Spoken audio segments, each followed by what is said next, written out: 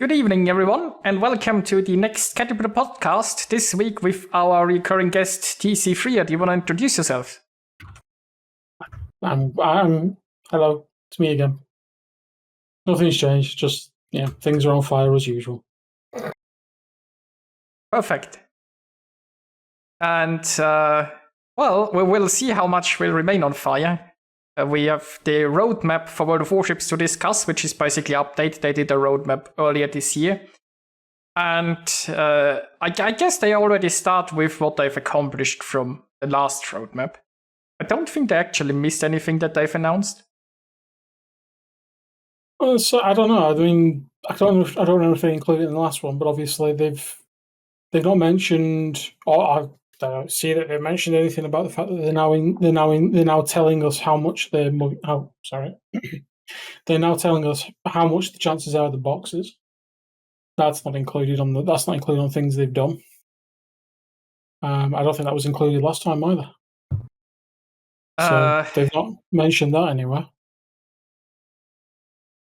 It's actually a good question. I forgot the previous roadmap. I mean, the roadmap is like from the things that they've promised after the CC Exodus last year. They've only delivered on part of that, obviously, and I think they've carefully forgotten all what they've promised, and now they've started this year new with roadmaps. Which is something we were all shouting for when we were there, just saying, put a roadmap out. And, the constant argument of, we don't want to put a roadmap out because it means we've got to do stuff. And, when we don't do it, people jump on us. And it's like, they've already seen the response from people that people are actually quite happy that it doesn't matter if you don't. You've told us, and then you're telling us that it's going to change, but this has changed and that has changed. People don't actually mind if it changes. At least you're telling them you're doing stuff rather than, here's the blank wall, we're not telling you anything. So, missing out things like that is a bit daft. Yeah, I agree. People can accept that changes happen as long as that there is a reason for that, right? If you really promise something and then you don't deliver on it because you never had the intention of delivering it or something like that, that causes problems. But if things get delayed or if things don't work out, then most people are understanding. Yeah.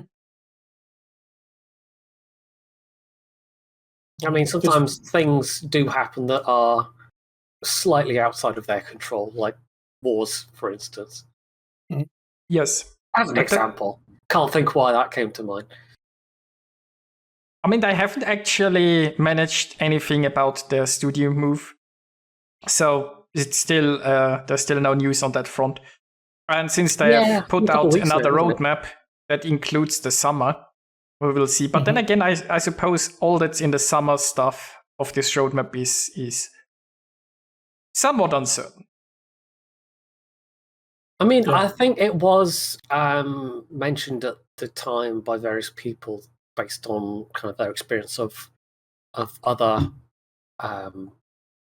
software company environments that there is likely to be quite a long lead-in, so that it was probably not really going to affect things until much later this year. So I'm guessing this is a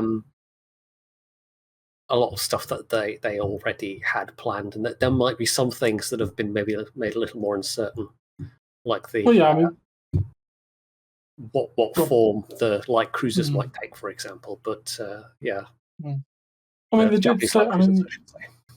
They did say that it's what is it? It's like a 6 to 8 month lead time with a 2-year implementation time. So we get into. We've still got I think a good 14 to 16 months of what I'll harshly call dross to come out. To go forward. That coupled obviously with the big grey unknown, because I mean obviously I wouldn't expect to see it in the roadmap if I'm brutal honest. When you're talking about splitting a company and splitting a business and splitting your dev studios and all that, I wouldn't expect to see anything in this yet, because from what we've seen, from what people have posted about it and comments that have been made publicly, they don't even know either. So it's the kind of stuff about that, it's going to be well and truly up in the air. But I mean, there's so many positives that they could have put into what was already done. It does seem like they've missed out on some rather good things. I mean, the positives that prior to the patch that we're currently coming to the end of, they managed to go 2 patches without submarines is a positive. Definitely. The world was a happier place. We smiled, we enjoyed, we played a game where the only thing we had to worry about was how many CVs were on the other side, and even then, people were happy they had to worry about CVs rather than submarines. It's amazing. Yeah, it's kind of it sort of speaks to the state of how well or how poorly subs were received generally, that it makes carriers seem that much better by comparison. Yeah. It's a weird position we're coming out of and going into. There's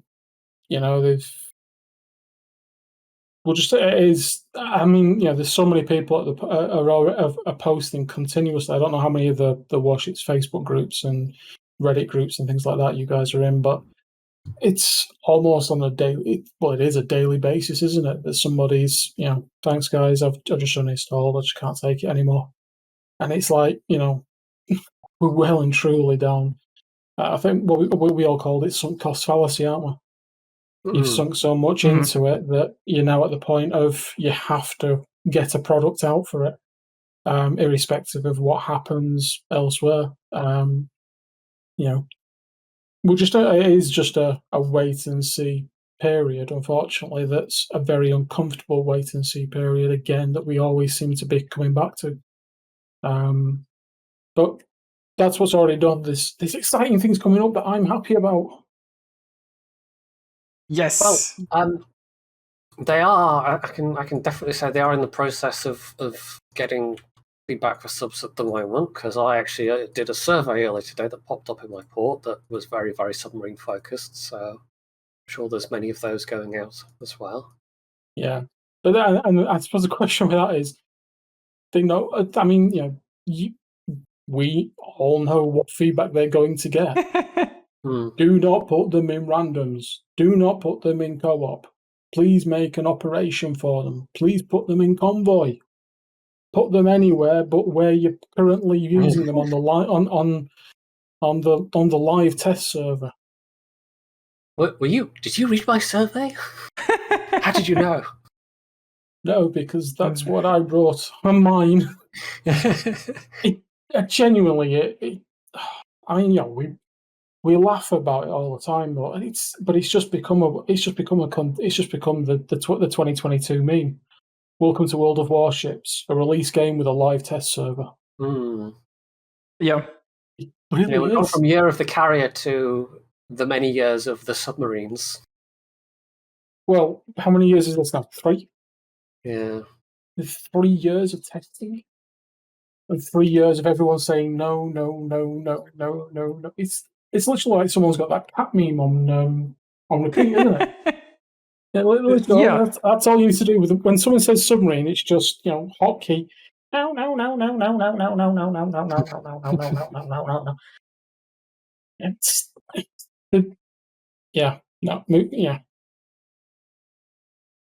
But no. So do you want to move on? Do you guys want to move on to what's Yes, coming yeah. up? Let's actually not just grumble about sub. Let's talk about the rest of the roadmap.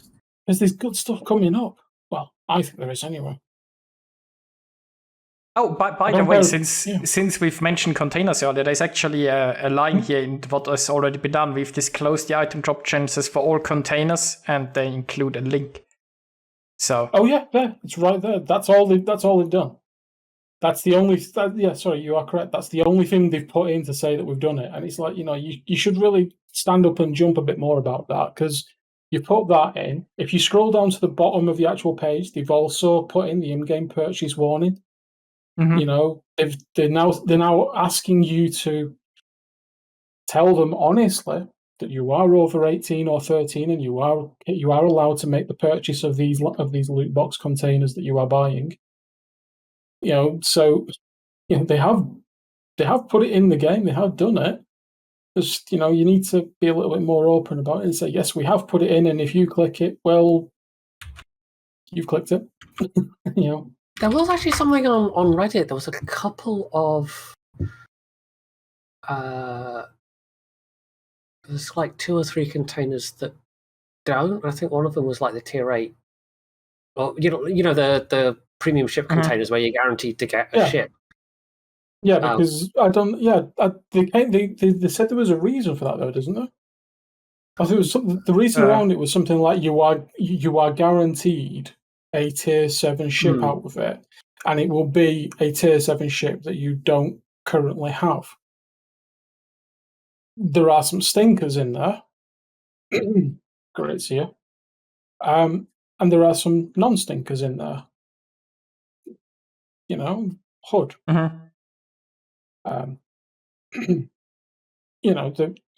Again, it's I don't know whether or not they have, because you don't actually have to spend money to get it. It covers that very grey area, doesn't it? It just prompted me to remember that, given that it says all containers, and it's like most. Yeah, most containers. That is a fair point. That does need changing on there. But simple wording again. If you follow that link, then you get like a long list where you can look up the containers. So if people are interested, that's on the official website. Wow, yeah, that is a long list of containers. That's a really long list of containers. Is that how many containers they've had in the game? They love their loot boxes. They went most all in certainly on do. loot boxes. Wow. So there's the Twitch containers, the CC containers. Super containers. No, Steam container, award container, Steam super container. Never even seen one of those. Gift container, credit container, more signals. So the more resources, more signals, and more credit containers are the ones you can actually get just for playing the game. Yes. So it's unusual that they included those, but they've not included the other ones, because I don't know, but is it going to be like the very, very ridiculously, we're telling you you're getting a tier 6, or we're telling you you're getting a tier 7, or we're telling you you're getting a tier 9. We're just not telling you which. Well, you need to tell us what the chances of getting is. Or does it come up in game? Has anybody looked? I haven't looked. Can't say I've noticed it. Yeah, because one thing I will say, and it's kind of a double-edged comment, so I apologise to the Warships community, because you won't expect this from me, and I've done it myself, and we've all done it ourselves as well. We do have a habit of looking at things, and because WG says, it goes downhill very quickly, and we don't, and we ignore it. We should always check ourselves to make sure that, yes, it might not be the case, and if it's not the case, yes, but we need to make sure. If anybody's logged in who's watching, please go and check for us, because we're not logged in. Well, I'm not. Wow, I'm not logged into Warships.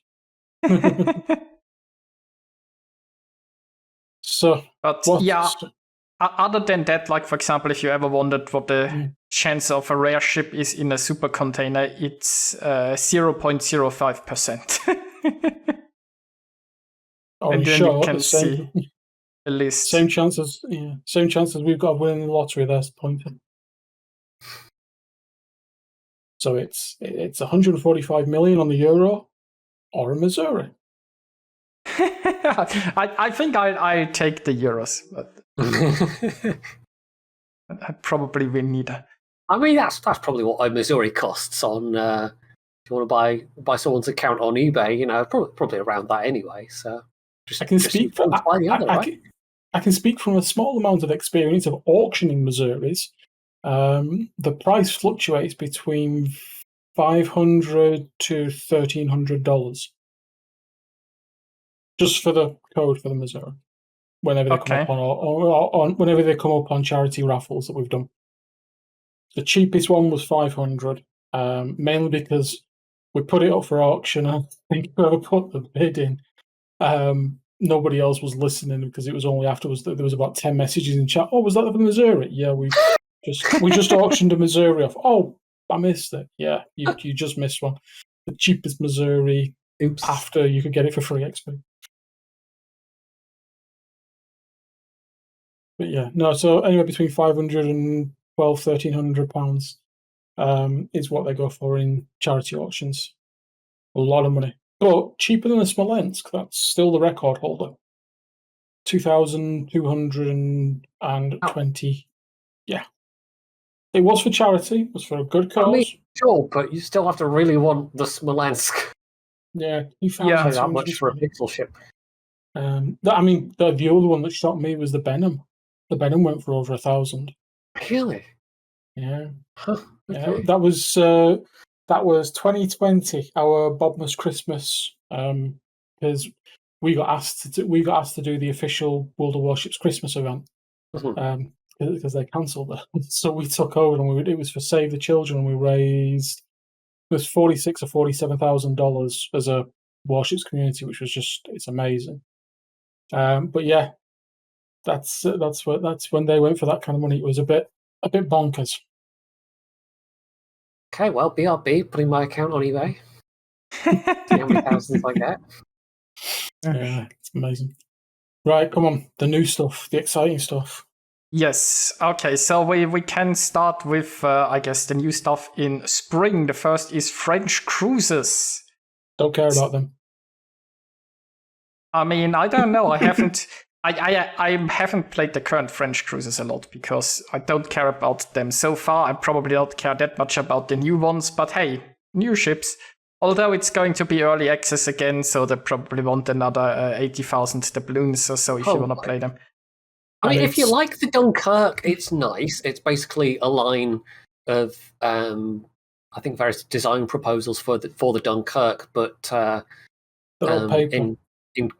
Purely paper, but in cruiser form, rather than battleship or battlecruiser form, and it makes a change from another variant of the Amato design, for example, of which we already have a number in game. So it's fine. It's probably going to be a little bit niche, but I'm sure there'll be somebody out there that will enjoy them. Yeah, true. Arms racing, random and co-ops. People have been asking to put arms race back in the game because it's actually quite an entertaining mod. And I think the other good thing is that with the edit that they've put in there, that's that last sentence of the final paragraph. With the addition of the new mode, Epicenter will be disabled. I am all in favour of this replacing Epicenter. Absolutely. There are currently two things that unite the entire World of Warships community, no matter whether you are a full high tier COTS player to the newest greenest newbie. We don't want submarines and we don't want Epicenter. To be honest, there's one of the maps, and I can't remember which one it is. There's one of the maps I don't mind Epicenter on, but the Arctic map, whatever it is with Epicenter, I absolutely do not like at all. Is it Tears of the Desert with Epicenter? That one is okay-ish. Yeah. I'd say the only Epicenter that's really okay is about tier 5. I don't know the names of all the low tier maps, but there is like this very small tier 5 map that makes a decent Epicenter. Mostly because it's tier 5, Ah, come on! There's only one map there's only one map, and it's Two Brothers because it's just for hilarity. Who's got the guts to go and get that middle thing, the middle spot down the alley? Oh, I know the map you mean, ATAM. Yeah, it's only at lower tiers. Is it Arpeggio? Arpelago. Yeah, Archipelago, even. Yeah. We got there then. Possibly. Ring it, something like that. I know which one you mean, though. Yeah, it's a small one, like loads of nice islands that are dotted around it, and it works. Yeah. I mean, it mostly works Whereas- because at lower tiers the maps are so small and the epicenter takes such a huge part, and people would go and fight there anyway, right? They just put some objectives around the Yeah, they fight the objective, whereas the bigger maps, where it literally sits in the middle and you've still got 3/4 of the map sat around it, people don't play the objective. They play the kill. So, yes, more of that. So that's spring. What have we got? Yes. And then Is it next? in summer we've got the British battleships, something that I'm more excited about than French cruisers. Oh, yes. I know somebody else who's very excited about the British battleships. I mean, I've long wanted to see the N3 in game, and this is like, I don't think we're quite getting the N3, but close enough. We're getting G3. Oh, is it G3? I always get them mixed up. Yeah, we're definitely getting G3. I think we're getting a couple of the others as well. But yeah, these again, they're all. Some of them up to tier 6. Is it? Is it up to tier 6 or tier 7 where they actually are British battle cruisers, and then it's Flights of Fantasy from Mr. Fisher. Yeah, it says tier 3 to tier 6 are actually build ships.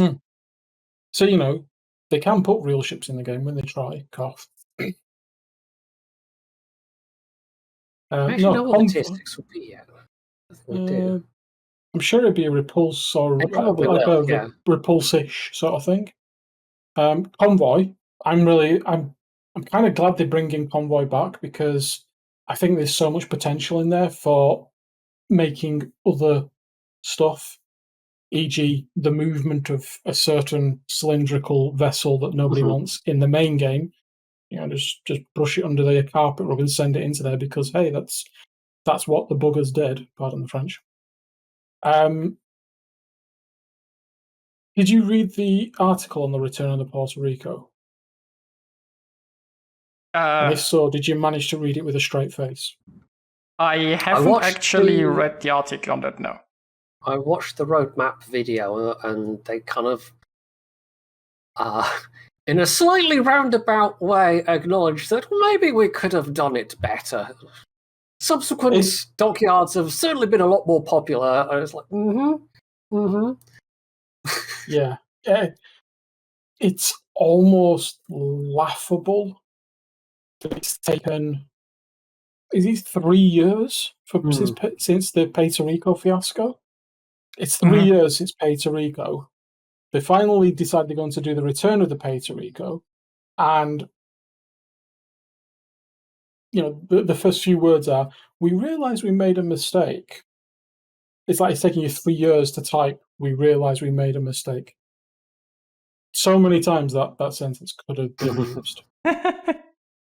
But no, I mean, the thing that I kind of want to know, but at the same time, I'd feel a little bit aggrieved if I was somebody in that position, is, say, for example, you got 60% of the way through the grind for the original Puerto Rico. Please, can I start 60% of the way through because I did 60% of this already? If you're going to do it again, if it's a completely from scratch and completely brand new, then it's got to be better than the dumpster fire that was that. But I think everybody's sat around currently just sharpening the pitchforks and making sure the matches work and the lighters work, getting ready to go to war on it again as soon as it's released. But again, it's how bad can it be? Can't be any worse than the first time. Somebody at Wargaming is going, hold my beer now. They would have to really try. Yeah. They have at least learned since the first time. Like, subsequent events have, by and large, been a heck of a lot better. And as a bizarre comment as well for you, I actually don't mind the fact that you can't, that you can make a decision of whether or not, if you're going to grind all the way through and then pay a little bit towards that the final couple of steps to get the final ship, if you deem it necessary. At least you can still go all the way through and just play for free to get stuff that's useful. You don't have to. If you want the final thing, it's an entirely a you decision. You don't have to. So they've definitely, they've learned. We've seen that, but it's taken 3 years to learn, and it's taken 3 years to learn that little sentence of "we made a mistake." I mean, I even though as a CC at the time, they gave us a huge lump of doubloons to just go through all the stages. I actually didn't. So this will be the first time since then to have the possibility of getting the Puerto Rico again. Wow. Because it's had the whole thing just left such a sour taste in my mouth that I was like, even though they're literally giving me the doubloons, I would rather spend them on on other things like perma camos and whatever. The other thing I guess that we want, the other thing I guess that current owners of the Puerto Rico are waiting to hear is it being changed?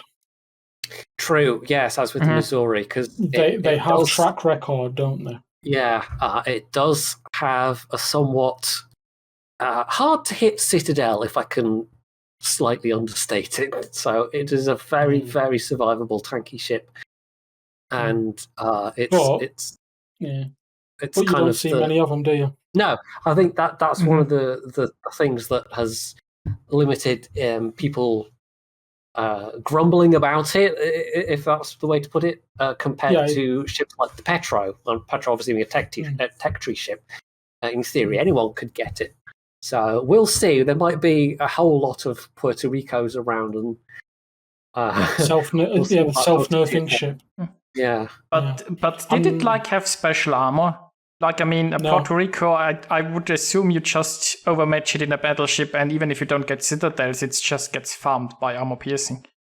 There are more guns around than there were 3 years ago. There's a lot more 457s around that do hurt it. The one I'm not happy about is the one next to it, the return of the USS Black, because they're making changes to the Black. And there is zero compensation for those who spent upwards of 13,000 steel on that. You're going to have to make do with you're going to have to basically, here's your version of the Black. Here's the version you had of the Black. Sorry, here's your inferior version.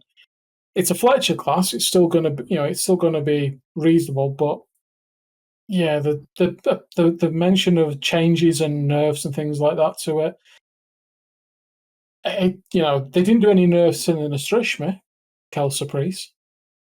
They've been messing around with the Flint, which everyone's gone quiet on.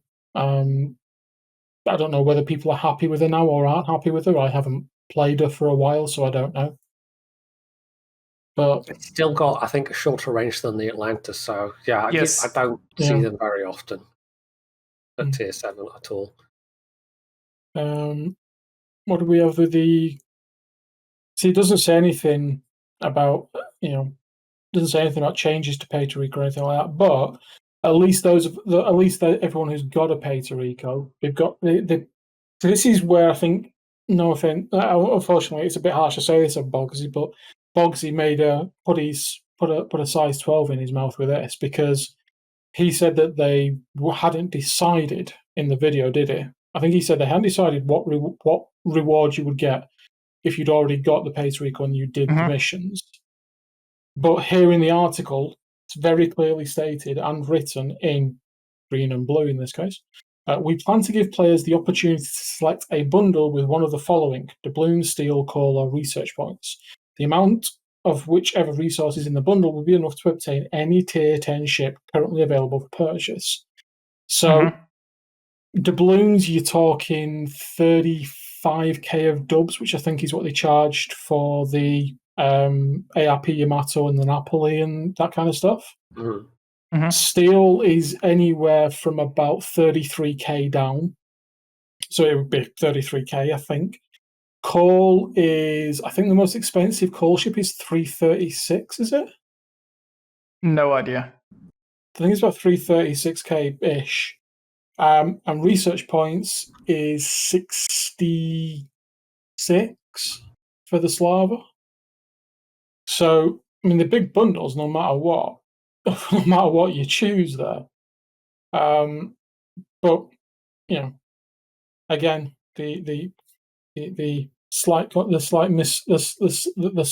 aligning of what is written versus what is said. It's still proving to be an Achilles heel for them. It's possible that the article was finalized past the point where, like, the details were finalized past the point where they actually recorded the video, but it does seem a little odd that there's that mismatch. It's probably worth pointing out that with doubloons, I mean, the Puerto Rico second iteration, if I can put it that way, it's going to be like, as we've standardized on, you'll have to buy a couple of, it's like 3 the phases at the minimum. So if you want to finish it, I suspect most people will go for steel, because even though the 30 odd K doubloons, it's minus however many thousand doubloons to get the couple of phases potentially. Yeah. But it's nice. I suppose it's nice for those that did get it the first time round. I mean, there's very, very few people that managed to grind the whole thing out for free. I'm sure some people will have paid, the majority will have paid at least something, just because the event was so. But you got to give all those disabled players stuck at home something to do, right? They were performing a service, right? Oh, I don't know how many people remember that piece of nonsense. That was literally something that was said. Yeah. As an excuse. Oh, that was hot. It's still cringing even saying. Oh, absolutely. Did they ever properly apologize for that? No, they just fired the individual responsible. No, wasn't that like who was that statement? I genuinely can't remember who said that, or if they got thrown under the bus or what. But that still sticks in the memory for obvious reasons. Yeah, I think it was the person who got fired. I thought it was somebody different, but maybe I'm misremembering. Might be, but I thought it was. Oh, well, either way, it was a comment that was said. It was completely and utterly out of order. It was. Yes. Yeah, it's very, very disgusting. Now, here's one that's close to your heart. Return of Operations. Yes. Well, before we go to that small thing that we have skipped over, like there is an in-game event that they've announced called Sea Battles, which I'm not quite like. Is this supposed to be like solo content, solo PvE content? I mean, in the video, they basically said it's going to be like Battleships, as in the game you can play with pen and paper. Yeah, the board game Battleships. Yeah. Okay. It's your battle. Firing at C4. You hit my battleship. Or so I'm guessing it would be single player. That would make sense if you're playing versus AI. Yeah, it would. It would be. I think that. To be fair, I think that's an awesome thing, because that's just you can just literally kick back for hours and just play against it doing that. As somebody proved last night, by the way, you can spend 2 hours on the mini games on the website pressing keys, and get frustrated and play 2,048 rounds of little mini games on the website. Oh, on the Pan-Asian thing. I actually got 2 of the 3 achievements before I gave up, I must admit. A little tile game. Yeah. Yeah.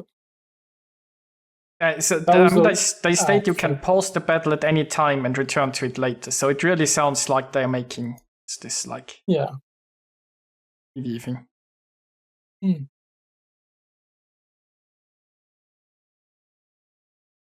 can also press the finish battle automatically button for the AI to finish the battle instead of you. So you can make the AI play the AI. Yes. Why not? Yeah. Oh, Foo's just corrected us all in chat, by the way. It was the Leicester Studio CEO. Sorry, Foo. Apologies. Because I swear it was somebody else, but well done for finding who that was. But they're not part of this server anymore. Yes. Theoretically, potentially, hopefully. Soon. Who knows? Probably. But yeah, Operations. Yes. It's 3 years too bloody late. But Indeed, and it does. I mean, a lot of the operations that were taken out did have CVs in, but we also have a couple of the operations that still have. I mean, somehow they made. This is the weird thing to me, because we've got Raptor Rescue, which absolutely has AI-controlled carriers in it still, so it's kind of odd that they figured it out for Raptor Rescue, but not the rest.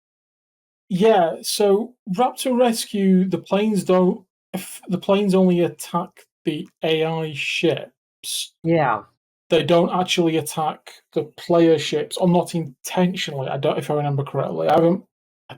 This is how much out of touch with operations I've probably become, because I just haven't played them that much since all this. Because again, you get through them all so quick. It's like, right, find something else.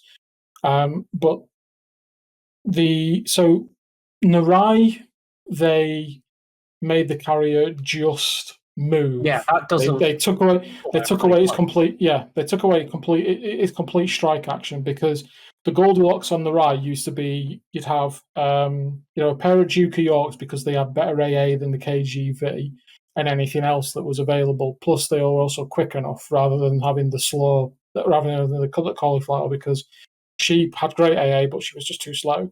And you'd have a Shinos, and then you'd have a fleet of Atlantas and things like that, just to completely rip through the plane attacks that you deal with. So they basically just made the Lexington CV in that literally start at an island and move, and that was it, the end.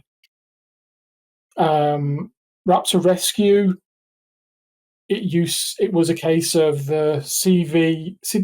There's always that south spawn on Raptor Rescue where the CV does actually engage the players. So it's like it's working there.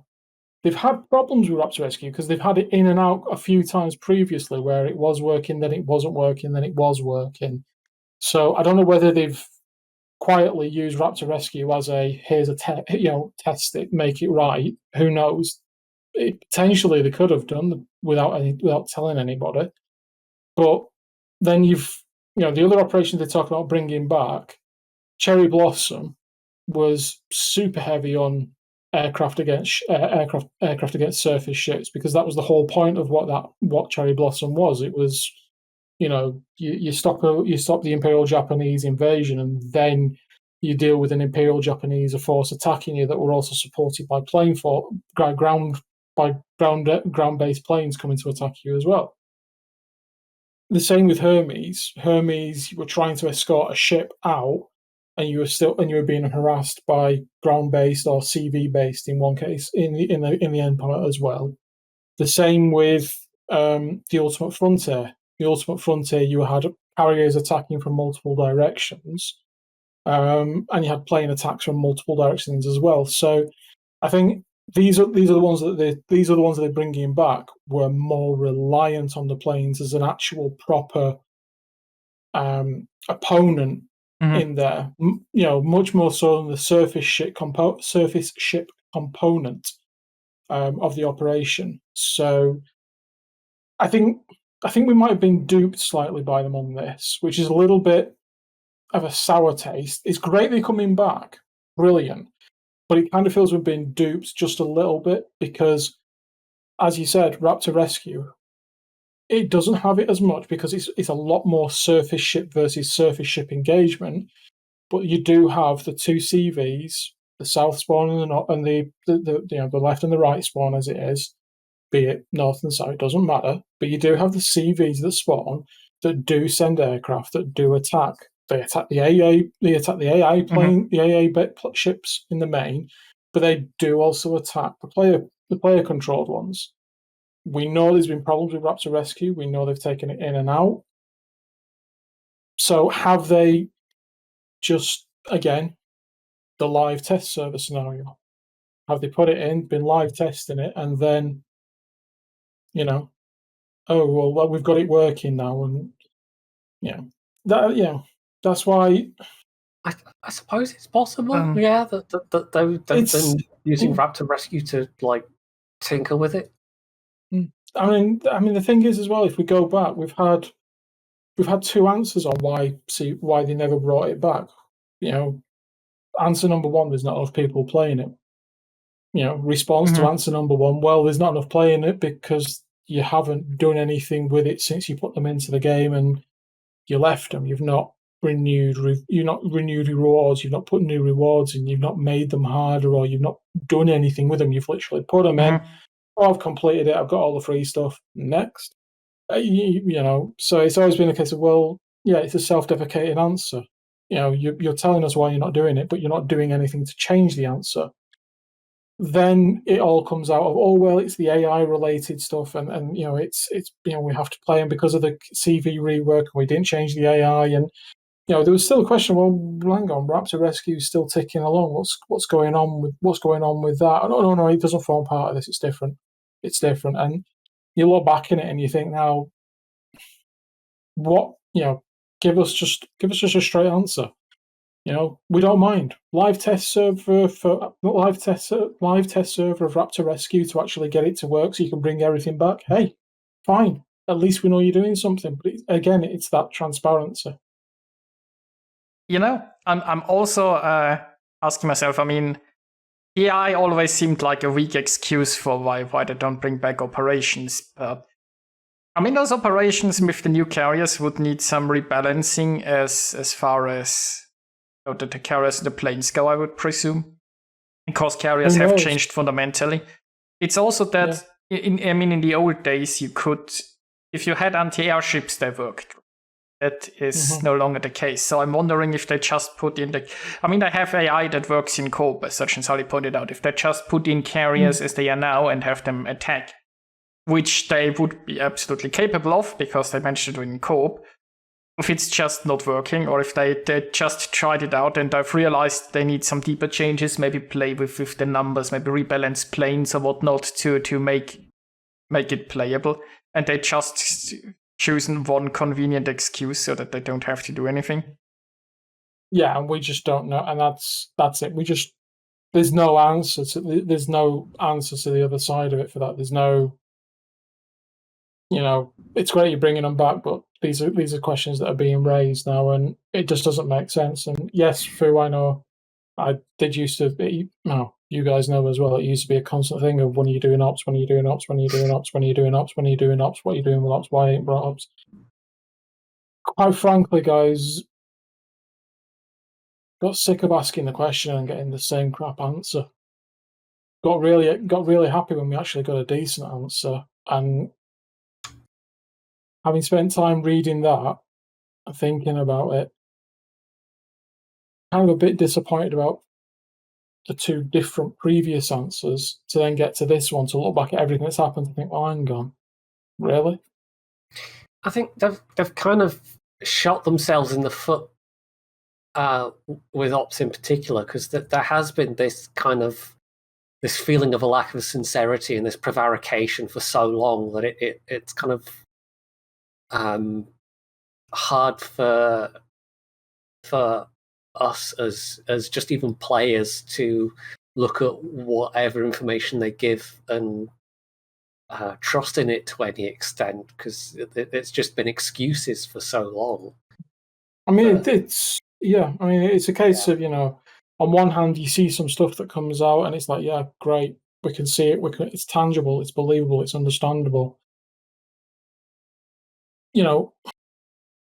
Both of the answers previously given were tangible, were understandable, but they then get completely thrown on the head when you start to wind backwards and look backwards and unravel it, and it's then a kind of case of, so what's the real case? And a lot of people have said, the daft thing is, a lot of people have said, I'd love to play Operations again. I've got no reason to. I've got the 5-star rewards. There's no credit earning bonus anymore in it. It's just the same as if I play a random. Why would I play why would I play an op instead of a co-op, or why would I play an op instead of a random? You're not giving me anything for playing it. In some cases, if you look through the missions as well, they're actively dissuading you from playing them because you can't complete them. Mm-hmm. You can, the Italian missions at the minute, the dockyard missions, it's always been a case of you can complete 3, maybe 4 of the needed 4 or 5, 4 or 5 stages in ops. But now, and you had to then play co-op, or you had to then play randoms. Some people don't mind playing co-op and operations together. That's absolutely fine. It doesn't matter how you enjoy playing the game. What matters is that you can enjoy playing the game and complete any in-game events and missions that are carrying on. And if you're restricting someone's ability to do that, that's not that's not fair on them. You're taking your free-to-play game to an attitude to a place of, well, you have to, yes, it's free to play this part, and this part. It's like, if you remember, used to be DLCs that you could download for Need for Speed Underground 2.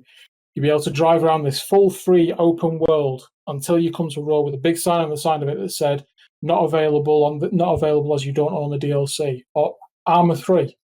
You can run around and you can zoom in at things, and it'll pop up right in front of you in your aiming reticle. Sorry, you don't have access to this. Please download the sniper DLC to be able to see. And it's like, yeah, and it's just that little that fog is where they massively drop it hugely. Just be open, just be transparent with us. They get open, transparent feedback from the player base loud and proud. You might not agree with it, you might not like it, but you get it loud and proud. Operations coming back, the opportunity to just literally take all your submarine work and push it over and suddenly create 20, 30 submarine operations.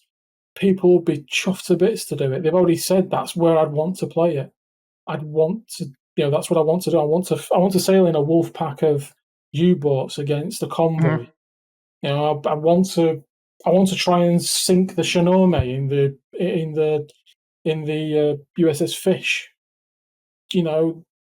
It's there. The player base wants it. People keep saying, I want to do this, and it's like, where's the disconnect? What part of that do you need translating to understand that? Hello, I am player. I want to play. Please play. Please create, and I will play. Instead, it's here. Have our most recent ship. It's great, sort of. Or here, pay for this new tech tree line that you'll soon be able to get for free in 2 months' time. £100, I don't please. care. Yeah. I don't want that. That's short term. That's not a survivable business model. All it does is it gets you a negative rep. And yeah, it's you get to the case where you've got people just continually barraging your game. And I mean, I see it internally in my community. People just don't want to play it anymore because they're sick to death of it. They can't find the enjoyment in playing anymore because they just want to sit and play the game. They don't want, I've given up to a degree caring about the politics behind the game and all that sort of crap. Because it's just not worth getting caught up in it anymore. It's, look, it's a pixels, it's a game I get to play a sharepass and sail around. I like the history of I like the history of the real ships. I like that I get to indulge and go into it. I like the fact we get to see some of the designs that, were proposed and put forward, and we actually get to sail them and see them put to life. That's, there's nowhere else you can get that. And it's great if you really like that sort of stuff, but you've just got to completely disconnect the other 80 to 90% of stuff that goes on in this game to get to that point. Once you get there, it's like walking on fresh air. It's wonderful because I speaking from experience now, it's wonderful. You just forget all of the prior. You just forget everything about it. You just play. You just have fun. No, I mean, one of the big problems, I think, is that wargaming tries to impose their kind of fun on anyone, right? It's like people want different things. I've never been the biggest fan of operations. I've played them all a little bit, but I was never really into them. But I still think the game would profit from having more operations and better operations, because there are a lot of people that enjoy that kind of content, and it's good if you have more things to do. And obviously, any form of game mode needs to be properly rewarded, because in the end of the day, you're playing because you want to have fun, but you also want to progress. You also need to get the credits somehow to outfit your ships. You need to unlock your new ships and so on. And operations have always been very limited anyway, because they were for set tiers, so you can't even grind through operations. You'd have to do like regular core battles if you don't like random battles in between. And for some reason, wargaming also seems to hate like core battles as much, because the economy for core battles is pretty horrendous in higher tiers, right? So wargaming tries to shoehorn everyone into playing random battles. They throw everything they have into random battles, not even thought out, but no matter what they come up with, it's just thrown into random battles. That's live test server right now. And every other sort of thing that you could enjoy in the game or that you could do, they try to make it as unattractive as possible. Which shouldn't be a game philosophy, right? You should offer people like interesting and different content and let them enjoy the game how they want to enjoy the game. I mean, there are positives and minuses to that, because of course we've also got to remember that at the end of the day, it's a business. You can't. It's got to be a sustainable business going forward. But one thing I will say that's kind of just dawned on me now is how many people still play The Division and Division 2? No idea. There's surprisingly still a lot of people play that game.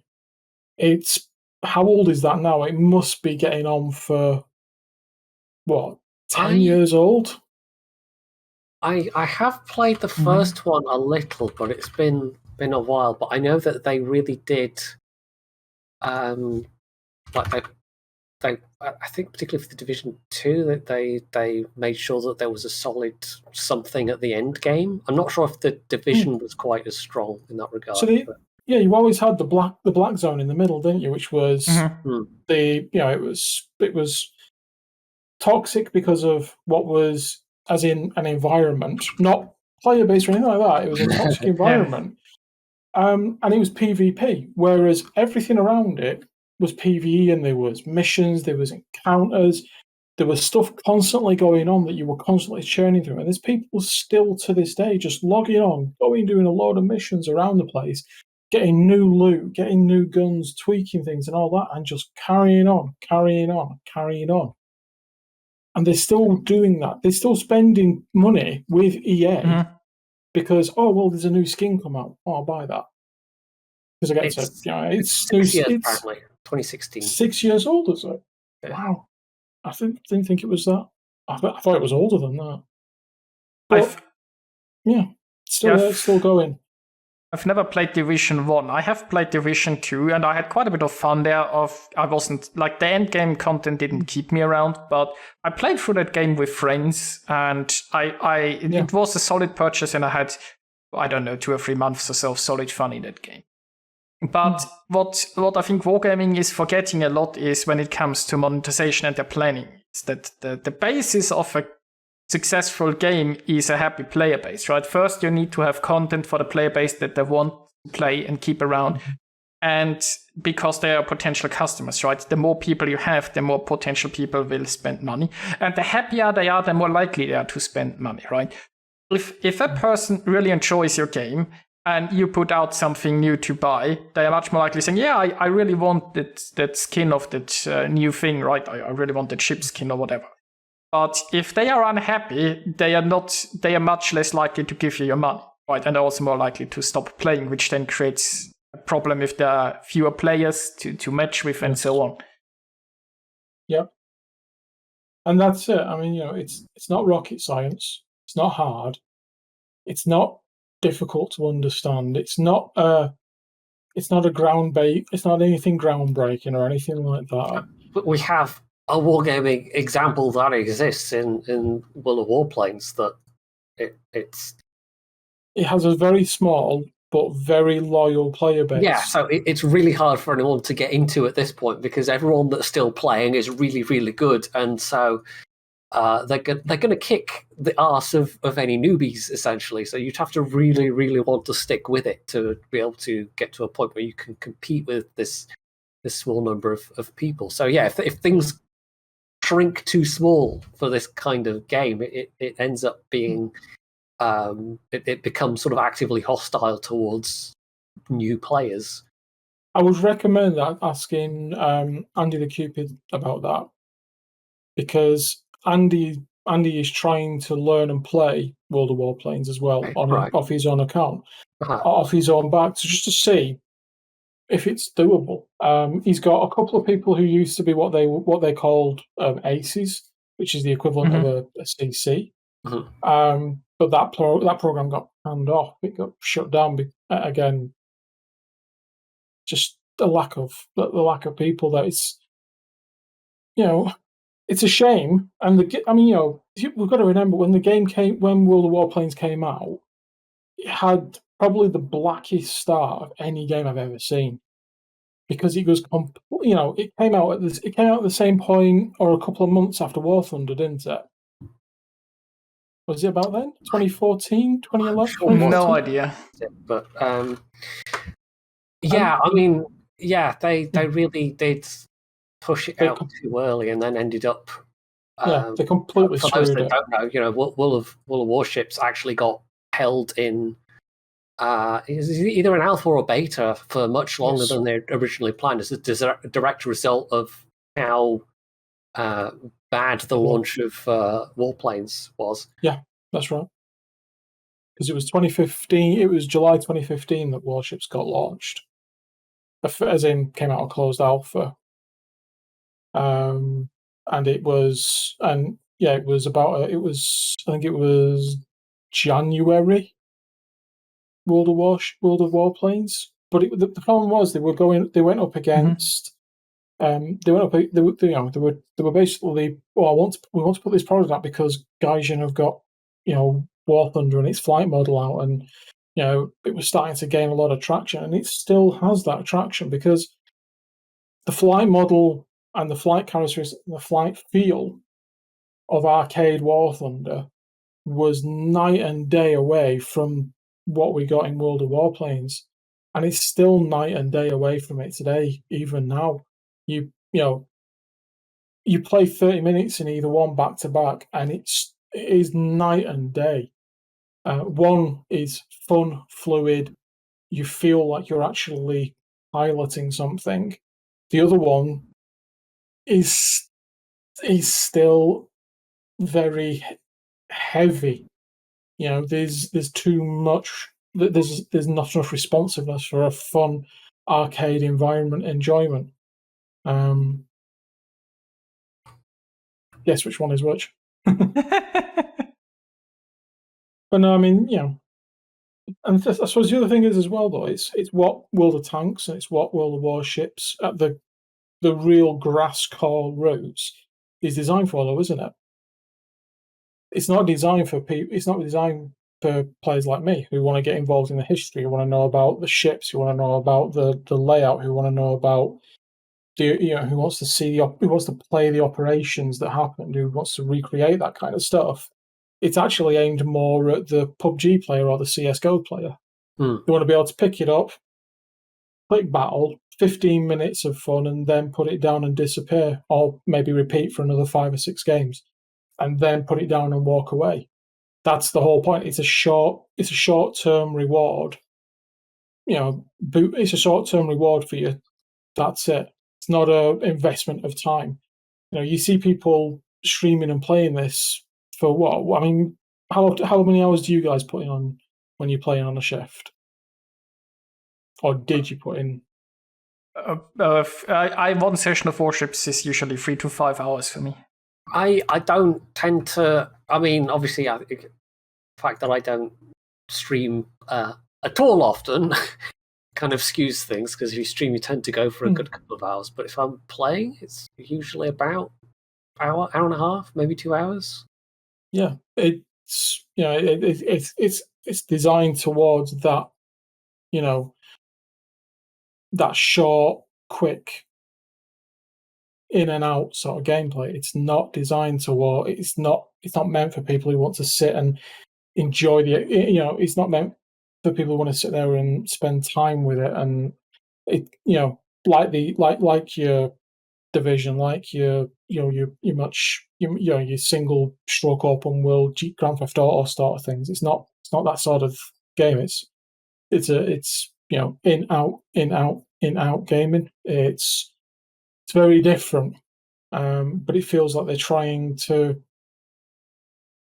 cram too much into that to try and get them to buy into, trying to get people to buy into it, to get this, to get that. It's like when we see them every now and then. It's probably every couple of months it goes round. You'll see new people streaming on Twitch, and they'll have the thing up that says, "Oh, come and play World of Warships with me and download it." And I need, we're trying to get 10 new players. We're trying to get 20 new players, and basically paid sponsorships and paid advertisements to do this. And I've followed a couple of these when they've done it. They've never touched the game afterwards. You ask them if they still play it. No, I can't bother with that. It's rubbish. It's like I don't mind if you want to invite new people to play it. Fine, but this is the result. They come, they play, they leave. They don't bring any. They introduce players to the game. They introduce their communities to the game. They play. In the case of one of them that I watched, he got 100 people out of his audience to sign up and play the game, and of those 100, 60 bought premium ships. Okay. 60 people went and bought premium ships because they wanted to play with him. And it's literally like, that's the worst possible thing you could do. Yeah. Especially if yeah, I mean, how many of those people then went on to regret that, I wonder? Well, considering that none of them are playing still. They've come, they bought the ship, they played, they stopped. That's it. It's like, we're talking 20, 25 quid tops. Mm-hmm. But they come, they bought, and it's like, The problem I think is that, like, World of Warships is not. You have said it's a game that you can easily go in and play a session and be done with it. But the problem is that if you really want to get into the game, it needs a lot of time to understand the mechanics, right? You need to understand spotting, you need to understand overmatch, you need to understand different roles of the ships, who has radar, who has hydro, and so on. There is so much complexity in this game that it looks on first glance you can just jump in and play it, but you'll be utterly overwhelmed. It's the grind as well. We can't forget the grind. Yeah, I mean, okay, it doesn't take that long to reach a high level in ships, but if you train your cap and retrain it, that's some elements of the game are definitely a lot grindier than others. But I was going to say that, look, compared to a lot of other free-to-play games, the grind is relatively kind in Warships. It's relatively restrained. Yeah, you can do it very quickly and very easily without thinking about it. I suppose that kind of brings on to the few other things. Talking about the actual roadmap at some point. Sorry, we're completely gone off topic. Oh, it's fine. I mean, we are talking sort of about the game in general and about the future of the game. The stuff we discuss is always has the potential to springboard into deeper discussions. Hopefully, that's why people actually tune in. Yes, or listen absolutely. on the podcast. Yeah. So, personal challenges. Did you guys ever do any of those? I mean, you do them automatically. Basically, weren't there how you got tokens with I remember. With one of the early access, you got them. Basically, it's like the German battleship, the second German battleship line. Oh, okay, yeah. So basically, it's like for every ship, class, and nation, you have like a target goal, like earn 300 base experience in Japanese destroyer, and once you completed that, then it goes up like on 400 base experience, on 500, and so on.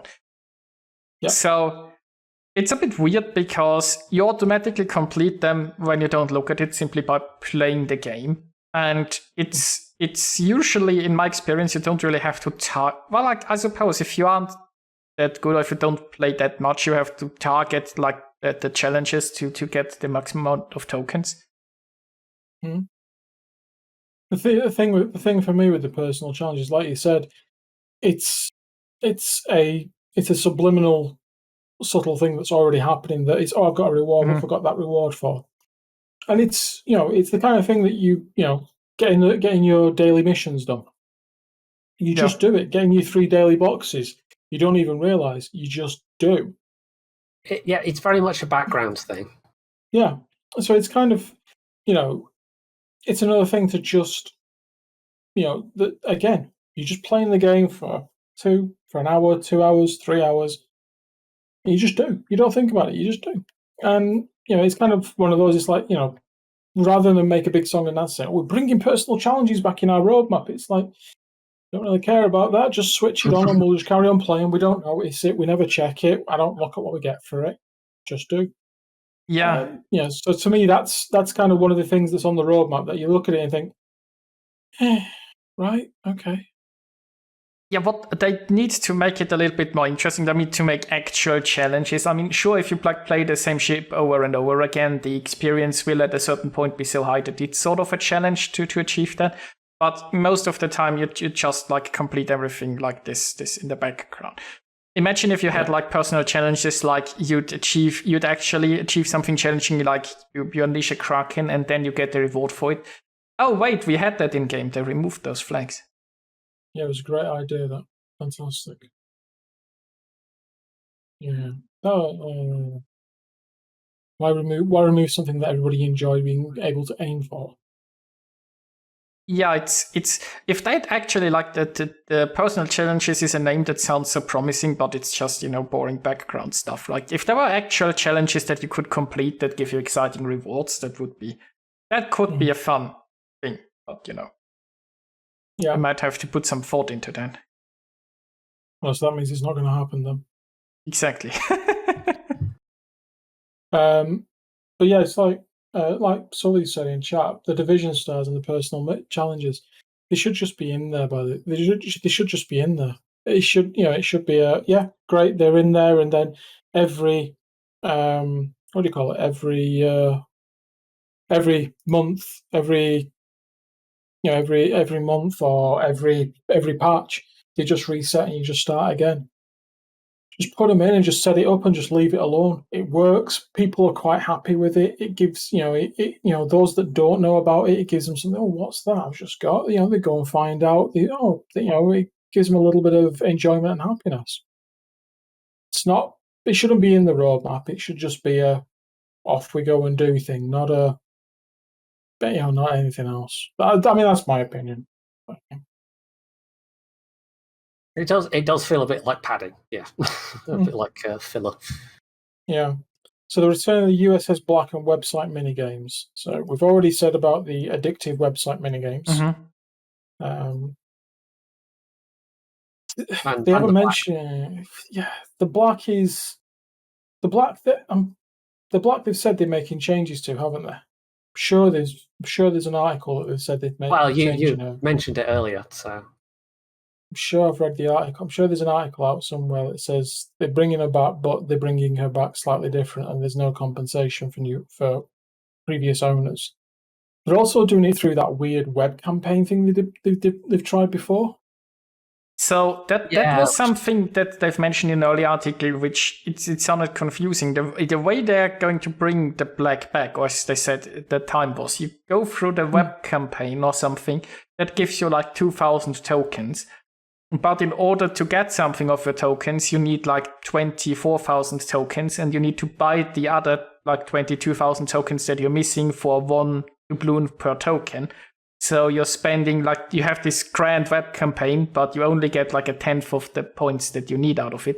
And then you spend those 20,000 doubloons or something.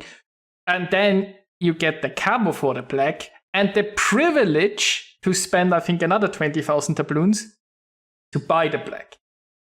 Or, Is that the one? or you can ignore both of those things, wait 1 or 2 months, and then buy it for coal.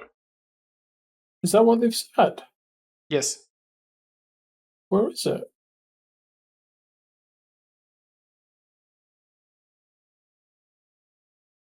I'm not sure if that was in a dev. I think it was on the news and not in a dev. See if we can find that article. But it's something I think we discussed it with you, so because we were all confused because you can, like, they made this huge thing about the web campaign and then they admit that the web campaign does barely anything.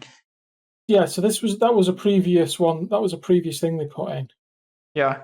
That was one of the previous ones they did, wasn't it? Where you did the web campaign, then you had to that unlocked this, that unlocked this, that unlocked this, that unlocked this. Then to actually get anything more, you had to unlock to unlock the unlock to get it.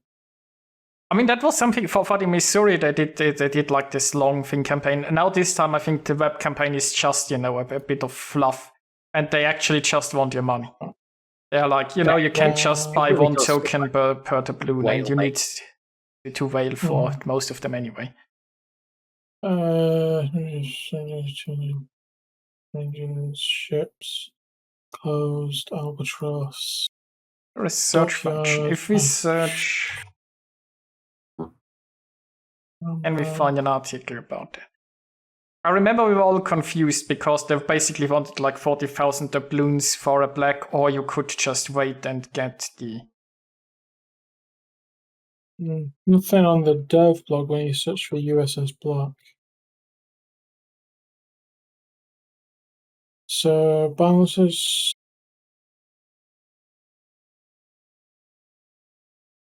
Right, hang on. What's in this one? Must have been quite a few weeks ago since we discussed it. I don't remember what was the case, but I do remember that discussion. Okay, Return of the USS Black event. We prepared a special portal campaign for update 11.4, upon the completion of which you will receive an American commander with 12 points. From the 10th of June to the 1st of July, you will be able to earn and exchange tokens for themed sequential bundles which contain historical commanders, a patch, a flag, and a permanent camouflage for Tier 9 Black. To unlock the bundles, you will need to have 24,000 tokens, which can be purchased with doubloons at the rate of 1-to-1. Ouch. Exactly. You can also earn up to 2,500 tokens during the course of the portal campaign, which itself is enough to purchase bundles with the patch, themed expandable, camouflages, signals, and more. At the end of the chain of sequential bundles, Black itself will be available to purchase for 19,300 doubloons. Immediately following the end of the portal campaign, the Black will be available in the army in exchange for coal. The exact cost will be the same as the Nostrishmi. It will be possible to apply the ship's armory coupon, which will instantly be refreshed in June as well. So in short, play the campaign, get the free stuff, and then get her for coal for free again. Yeah, but you barely get anything out of the campaign because they most of the tokens you only get, if. Well, it doesn't. I mean, the thing is, it shows the new camo. Let me just share the link with you both. Actually, on. I'll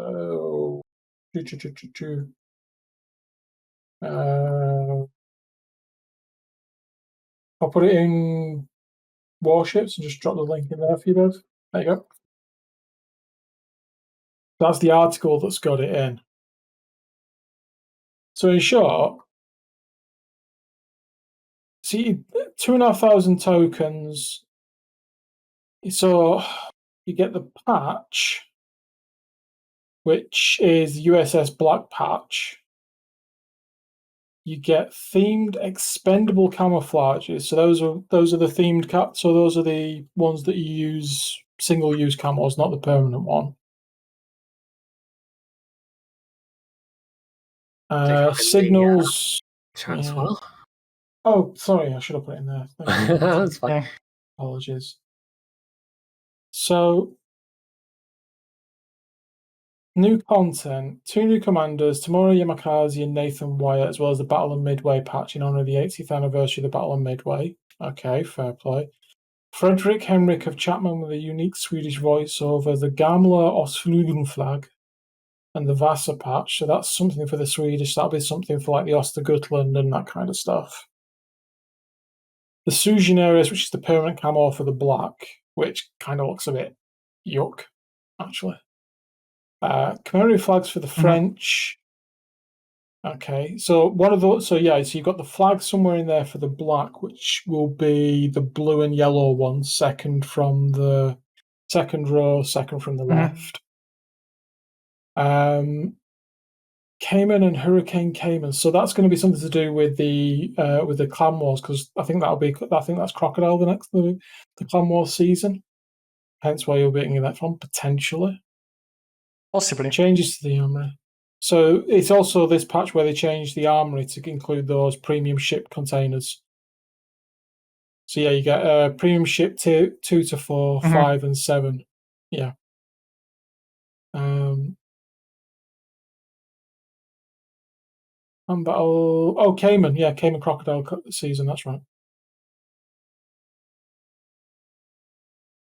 Yeah. I mean, for me, the striking thing is that you can earn 2,500 tokens only in the Portal campaign, right? So you can, maybe you can get you can get some bundles, but to unlock all bundles, you need 24,000 tokens, right? So that means you get barely anything for your free. Yeah. I think again that you'll find that that's one of the things with this. Okay, there's only about 10% of the World of Warships player base actually spend a significant amount of money on the game, isn't there? It's not like a huge percentage. Yeah, it's a really small percentage. It's a lot better than most free-to-play games manage. We should point out most of them have like 1 or 2%. Yeah. So but again, I think the other side of it is though that so much of this stuff is you can buy it now. Here's you buy it now. Give us money, or wait, and we'll give it you for free.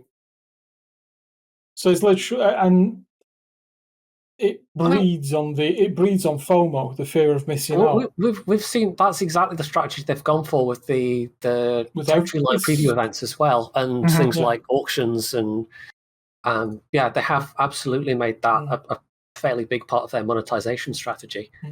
And the thing is, how many times have you been around people's streams and people's YouTube videos and people's blogs and Facebook groups, and everyone's saying the same thing? Just get the free stuff, earn whatever you can for free, and then wait and get it, and pay and get it for free when it comes out. It's a tech tree ship. Why are you spend? I mean, I asked somebody in game. In my, I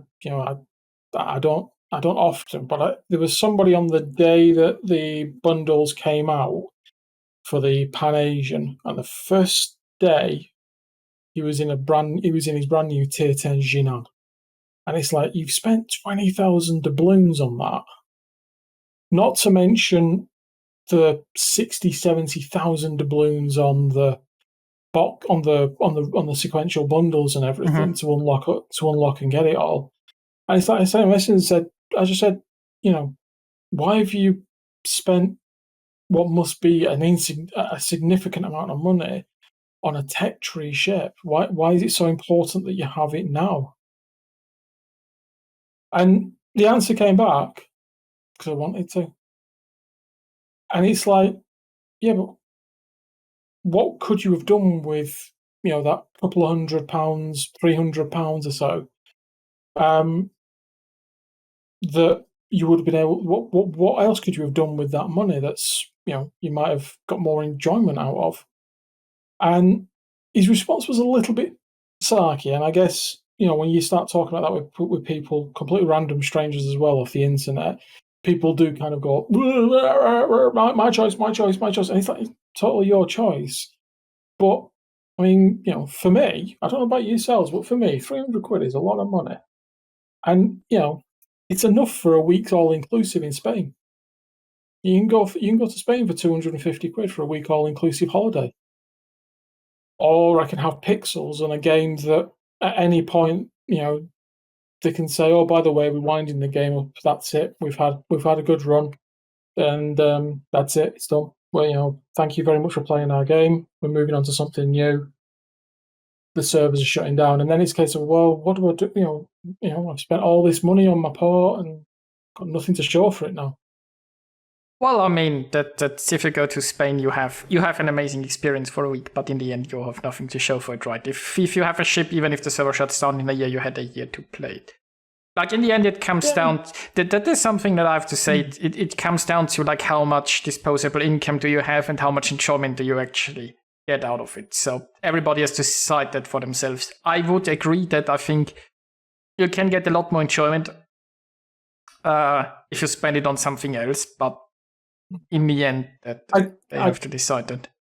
I'll give you all an insight to me, yeah? And you two don't even know this. I just got and spent £1,000 on RC cars.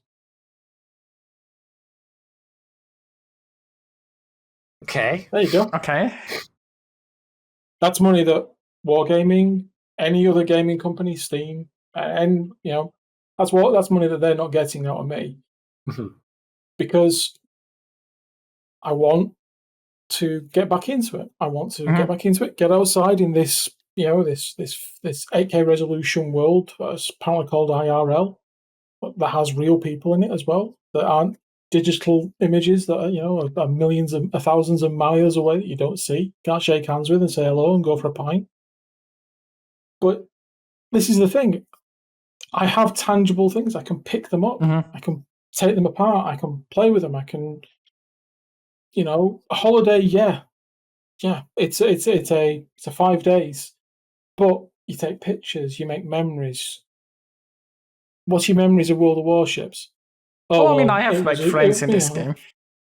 Yeah, but I mean, yes, we've all got friends in this game, but they're secondary to the game because they're people that you'll play other games with. You'll you two sit and talk a lot of time about playing, about doing the podcast, don't you? And exchanging cats and stuff like that, and just generally talking and engaging with people. The game is pixels. Can't take them with you. You can't. Once it's gone, the game's gone. Whereas your pictures from your holiday, your conversations with your friends outside, from outside the game, those memories and those things, they're worth far more than spending 300 quid on pixels just to get it on the first day. That to me makes.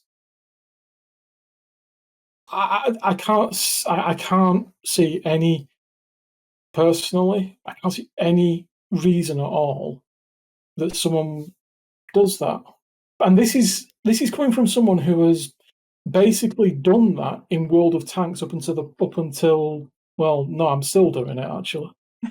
I'm TC and I'm addicted to buying premium tanks in World of Tanks. And yes, I have just also bought the STVRK again.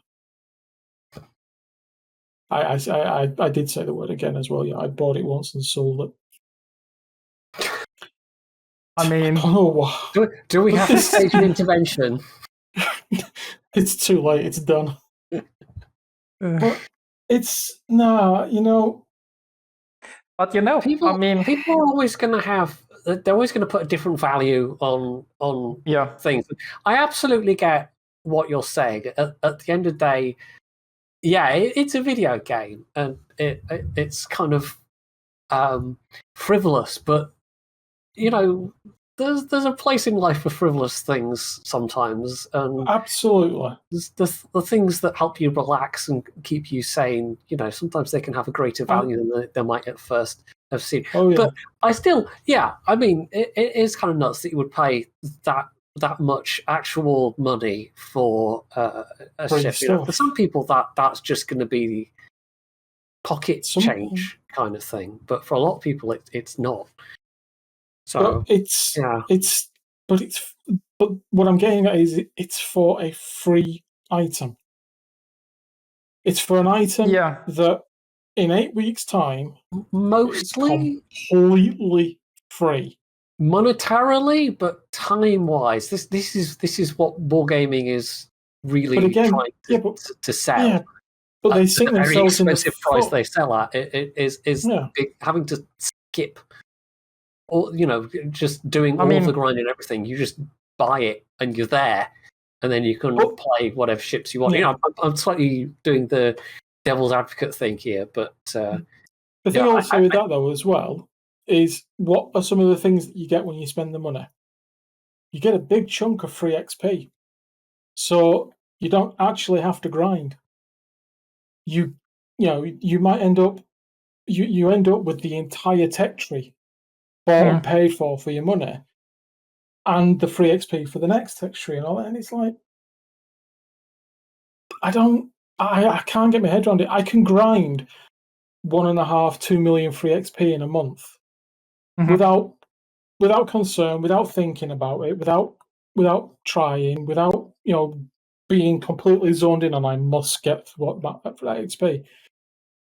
And I'm not. I would say I'm not a dedicated player anymore.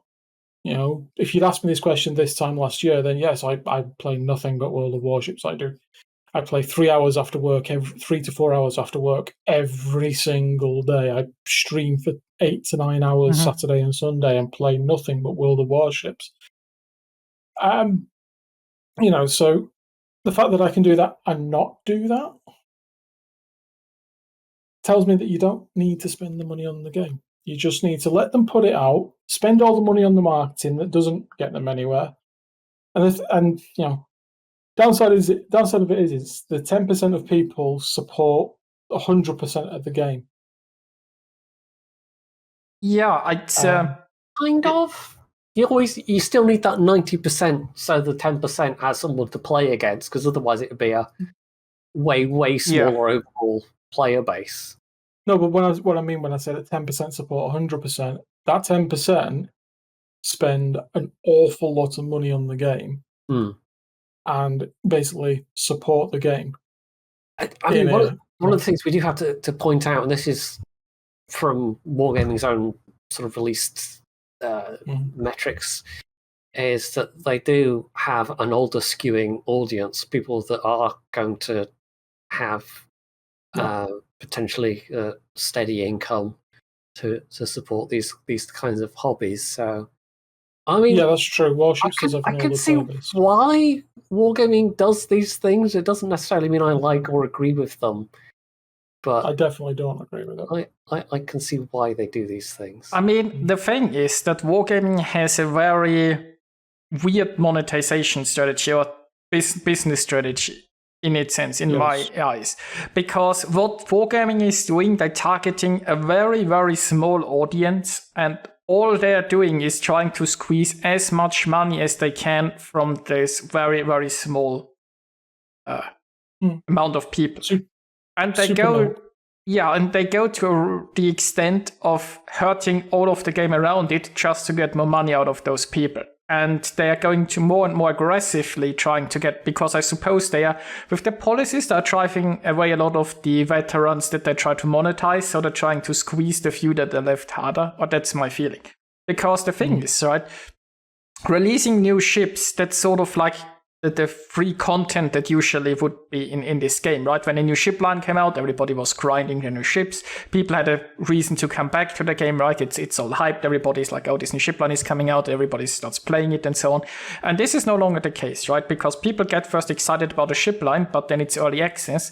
You get the ships you get a few of the ships for free by playing something else, right? But you aren't going to play the actual ships. You play them for like 2 battles because it's pointless. The experience you on them get is pointless because you don't actually unlock the next ship like the usual way. And by the time they are free, the hype is already focused on the next line. So you are no longer that interested in even grinding that. So the actual free content that keeps people playing the game has been monetized so hard just to squeeze more money out of a small player base. Definitely diluted the impact. I would definitely agree with that. And the other part is the amount of new premiums that they constantly release, right? Because Wargaming is just kicking out premium ships. That's not interesting for a new player, right? If I start the game today, I played World of Warships, you can sell me a Tier Pits. Tier Pits is a great ship. It's been in the game for a long time. It has some history attached to it. You can sell every new player Tier Pits, right? You don't need like a Brandenburg. You don't need like all the other ships. The only reason to constantly release each month a number of premium ships is to sell it to the person that already has all premium ships, right? So the content focusation is on just squeezing money out of the basically the few whales they have. And if they would just like pace their ship releases and make more interesting ships that appeal to a broader audience, they would also stretch their content out more. If they'd just like have the regular events like they used to, like the regular ship tree releases, they'd have much more content for the veterans to enjoy and to get out of, right? Basically, all the actual content in the game that was for the people to keep them engaged in the game, they have monetized it so hard that they're basically taking away the content. And the other thing is they aren't even targeting new players that much, because if you wanted to get a new player to play the game and you want him to sell them something, then you make like a starter bundle or something like that, right? That's what most games have. You'd have like, I don't know, a German starter bundle comes with a German captain and then comes with maybe an experience boost for German ships for a month, for experience and credit boost, maybe throw in a few modules that you can equip the local ships. Like basically what most games sell is something to get you started in the grinding, to make the grind easier, right? More enjoyable, faster. But Wargaming sells nothing like that. Wargaming hasn't even a single thing that they monetize towards a new person, right? They have some very aggressive monetizing, as you pointed out earlier. They get people that don't know the game to play the game. So those people aren't representing the game properly because they don't understand it themselves. If you take a random big streamer that has never played World of Warships and you just give them money to play World of Warships for a day, they are going to potentially drive the audience away, right? They might get them in for a day or two because they sign up because the stream asks them to or something. Maybe they even buy a low tier premium or whatever. But you aren't actually getting new players and they aren't actually buying the new premium ships that you release. It's like weird. Wargaming doesn't seem to have a comprehensive, like their own strategy is squeeze the shrinking amount of veterans as hard as possible. And they don't have a policy to recruit new players. They don't have a policy to keep veterans interested. It's just a weird mess. I would at least partly agree that, yeah, I think that the focus has gone a lot harder over the last couple of years on I had this more elegantly in my head a moment ago and I've forgotten how I was going to put it. But the balance of monetization has definitely changed towards the more kind of the short term rather than the long term, with the kind of things that we have seen of trying to squeeze more out of players through existing means rather than do things that might be sort of healthier for the game long term. Things, as you say, like there are, up until the point you said it, like it didn't occur to me that no, there aren't any like starter pack kind of things. And I think even like Gaijin does that, and they regularly do bundles of different. And they're not expensive either. They're like £5 for the starter bundles for the different nations. They're very inexpensive. You get a reasonable return on your money for them. It's the equivalent of buying like a tier 3 or something like that for Warships. It should be pointed out, War Thunder premiums can be as expensive, if not more expensive, than a lot more expensive. Yeah, you can. The latest one is the A10 Warthog, and that is £68, which is even more expensive than a tier 10 premium. Sorry, not tier 9 premium. I don't think it's as much as a tier 10. So, but it's £68. it's a lot of money again for pixels. I know some people don't mind it. I saw Foo's comment actually. Doesn't mind owning digital content that doesn't require storage, which is fine. And yeah, a lot of people are starting to get into that digital space as well, aren't they? Because obviously the stuff like what do you call it? NFTs and all that kind of stuff. That hateful items. That it's like what's going on? No.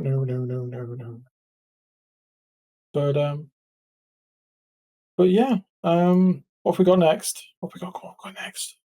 We're vaguely sticking to the. We're trying to. We're trying to.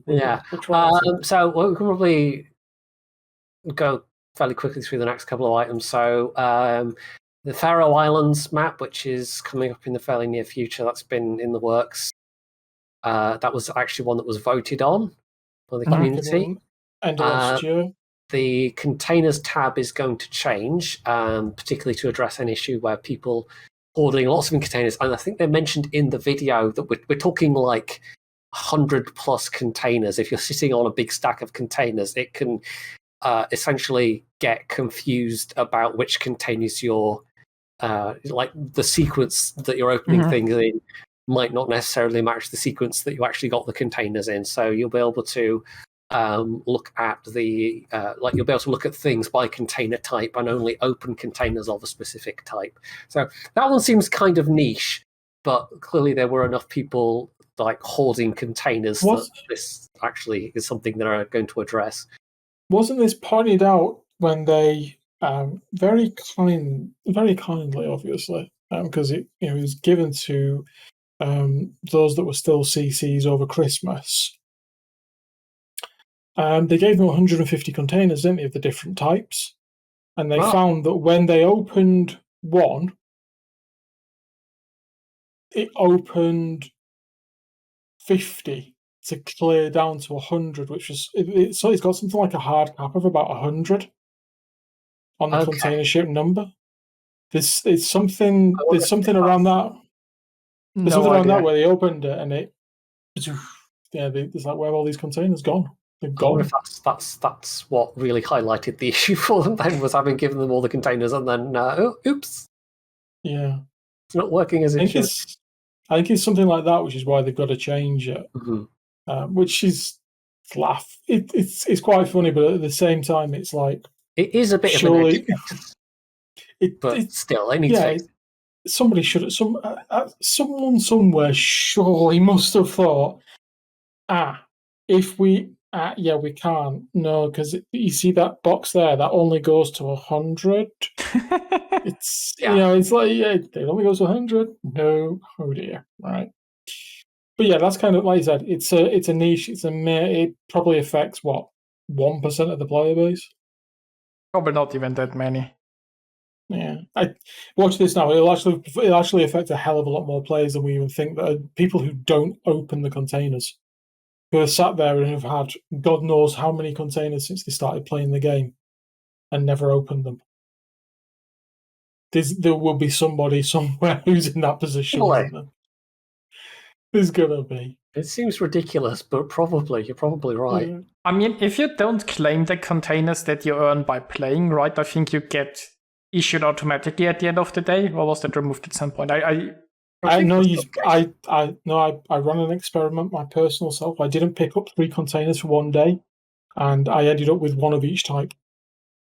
Okay. The credit, the signals and camos, the credit, and the resources. Interesting fact on that, by the way. You do that for a week, 2 super containers. Okay. Very weird, but I'm not the only one who's done it. There are other people who've done it, and if you don't pick them up and you just let the game give them to you, for some reason you eventually end up with 2 super containers in the mix. Don't know why it does it. It's not an exact science. It's not a you will get, but yeah, they just appeared. So it's like, Yeah, but I don't. Obviously something in their formula that's. There's something in there that it doesn't like. I might have to try that just to see if I can replicate it. It's worth a giggle mean- just to try. Just get the 3 every day for a week and just see what 3 you actually get. Yeah. I mean, it's possible that I sort of screwed up the programming because it assigns you a container from a list, and that instead of you have the regular pick a container, then have a chance of a super container, that the super container is somewhere on that list that it could pick from directly. I mean, could be. Could also just be all coincidence, I guess. Absolutely, yeah. But like I said, there's more than there's at least 12 people I know who've done it, and of them, all 12 have ended up with at least 1, in some cases 2. So there's something not right. But hey, screw it. Take advantage of it. Go on next, because that's one you went through last. No, that's a new one. Training missions for new players about bloody time. I can't remember if this has been mentioned previously, but World of Tanks has had this for quite a long time, and I'm expecting it to be as basic as World of Tanks. You'll maybe get a few doubloons for completing them, but essentially just kind of like, here's the basic forwards, mechanics. backwards, left, right, yeah. I mean, I hope they include things like this is the minimap, and you can actually make it bigger. And there is an option on the minimap that you will never find unless you move a guide that offers you tools that are very important. I'm sure in the distant past we have talked about the possibility of doing some kind of tutorial operation. So I do wonder if they'll use the kind of operation sort of make a tutorial scenario for new players. It would make sense. Because they've had this, they could have done this so long ago. We've had operations in the game for such a long time when they're only just now getting around to it. So, yeah, you could sort of say the same about World of Tanks. It took a very long time for there to be anything like that in World of Tanks. So, there's always been this lack of care. Is that the right word or the right way to put it exactly? But there's been this inattentiveness to the new player experience that I think really goes through all of Wargaming's free-to-play titles. They just kind of throw you in and go, right, here's, tier 1, have fun. Yeah, and it's like you can't even find, even if you were looking, you couldn't find a lot of information in the client about how the game works, right? That's always been the confusing me for me. It's like there isn't a proper tutorial, there is nothing explaining how the game works, and there isn't even like a link that you can click with, go find more information here, really. The best you can manage is a wiki, which may or may not be up to date because it's not an official, maintained thing. It's maintained by the community and updated by them as and when the volunteers have time to update it and make sure it's all correct. So, yeah. Yeah, it's definitely not updated. It's definitely not updated because I think on one of them it still exists. Which one was it for? Is it for the United States? I think it's the United States. I think it still exists where it actually says something along the lines of brokenly overpowered, take at your own cost and sanity. Someone's actually gone to the extent of editing the game wiki. Because any player can actually do that. Any player can contribute towards World of Warships wiki. And it's supposed to, there is a team of people who have the thankless task of trying to moderate it and look after it. And somebody has taken it upon themselves to he said because it's pretty interesting. Yeah. Anyway, it's something we can praise them for, but we can also at the same time say, why didn't you do this literally years ago at this point? Yeah. I mean, I'll hold my judgment until I see how it looks like, but it's a technically a good thing, right? There should be training missions, but I haven't seen how this training mission looks like, right? Maybe it tells you are a battleship, you should be at the 1 line. Maybe. I mean, they have tried to guide new players through in a slightly more constructed way than World of Tanks with the whole account rank system. So you kind of get introduced to captain skills and signals and things as you play the game more. It's not throwing quite everything at you all at once. But yeah, in terms of the actual how you play the game and how things like spotting works and the actual in-game mechanics, it's definitely been deficient. Right, sorry, I've just gone onto the World of Warships wiki just to find this for you. Petropavlovsk. No, Petropavlovsk is currently banned in clan battles and King of Seas. Players wanting to participate in these formats should look elsewhere. Well, they have a point. Oh. The next item is what we spent most of last week talking about, actually, the separation of economic bonuses from camos and I think signals as well. I don't know if we want to sort of rehash all that. We haven't really had any new information since last week, but I think our conclusion was basically, elements of this have been asked for a long time, and it's parts of it are quite nice, but there's also some slightly questionable elements in there as well that, it's definitely some pluses, but also some negatives as far as most players will be concerned. I don't know if you went over that dev blog at TC, and if you have any particular throw in. The thing is, for me, with I mean, I don't mind them stripping out, doing like the bonuses, like Armored Warfare style and War Thunder style, where you activate them to get the bonuses and stuff like that. I think that's fine. What I don't like, though, is the fact that they're changing them as well, and in some cases it's a huge buff, in other cases it's a huge nerf, and then it looks like they're literally taking the sledgehammer to deal with it rather than just dealing with it. They could have done it in a far more low impact way that would have still separated bonuses from camos, but they're really taking the opportunity, I suppose, to do something far more drastic that is going to have a far bigger impact. Potentially, we only have the preliminary details so far. Yeah, and it's like a lot of the stuff like we said before. It's that grey area, isn't it? Here's our idea. Okay, what does your idea mean? We'll tell you about it, but it's going to be a really, really long 5 or 6 page document that will blow your mind, and by the bottom of it, you won't have an idea what we're talking about anyway. Long story short, we don't know until they... And the scary thing is that nobody will know the actual impact until it actually happens. A lot of people are already saying it's a nerf, it's a nerf, it's a nerf. And yet, all you can answer is, I don't know if it is or it isn't.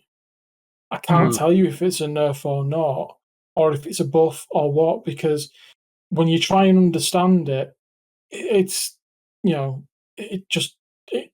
like us trying to read Cyrillic or trying to read Japanese or Mandarin Chinese.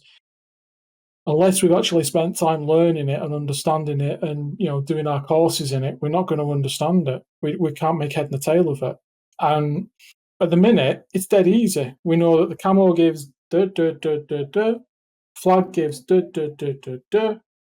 this flag gives we can kind of do the simple math in our head.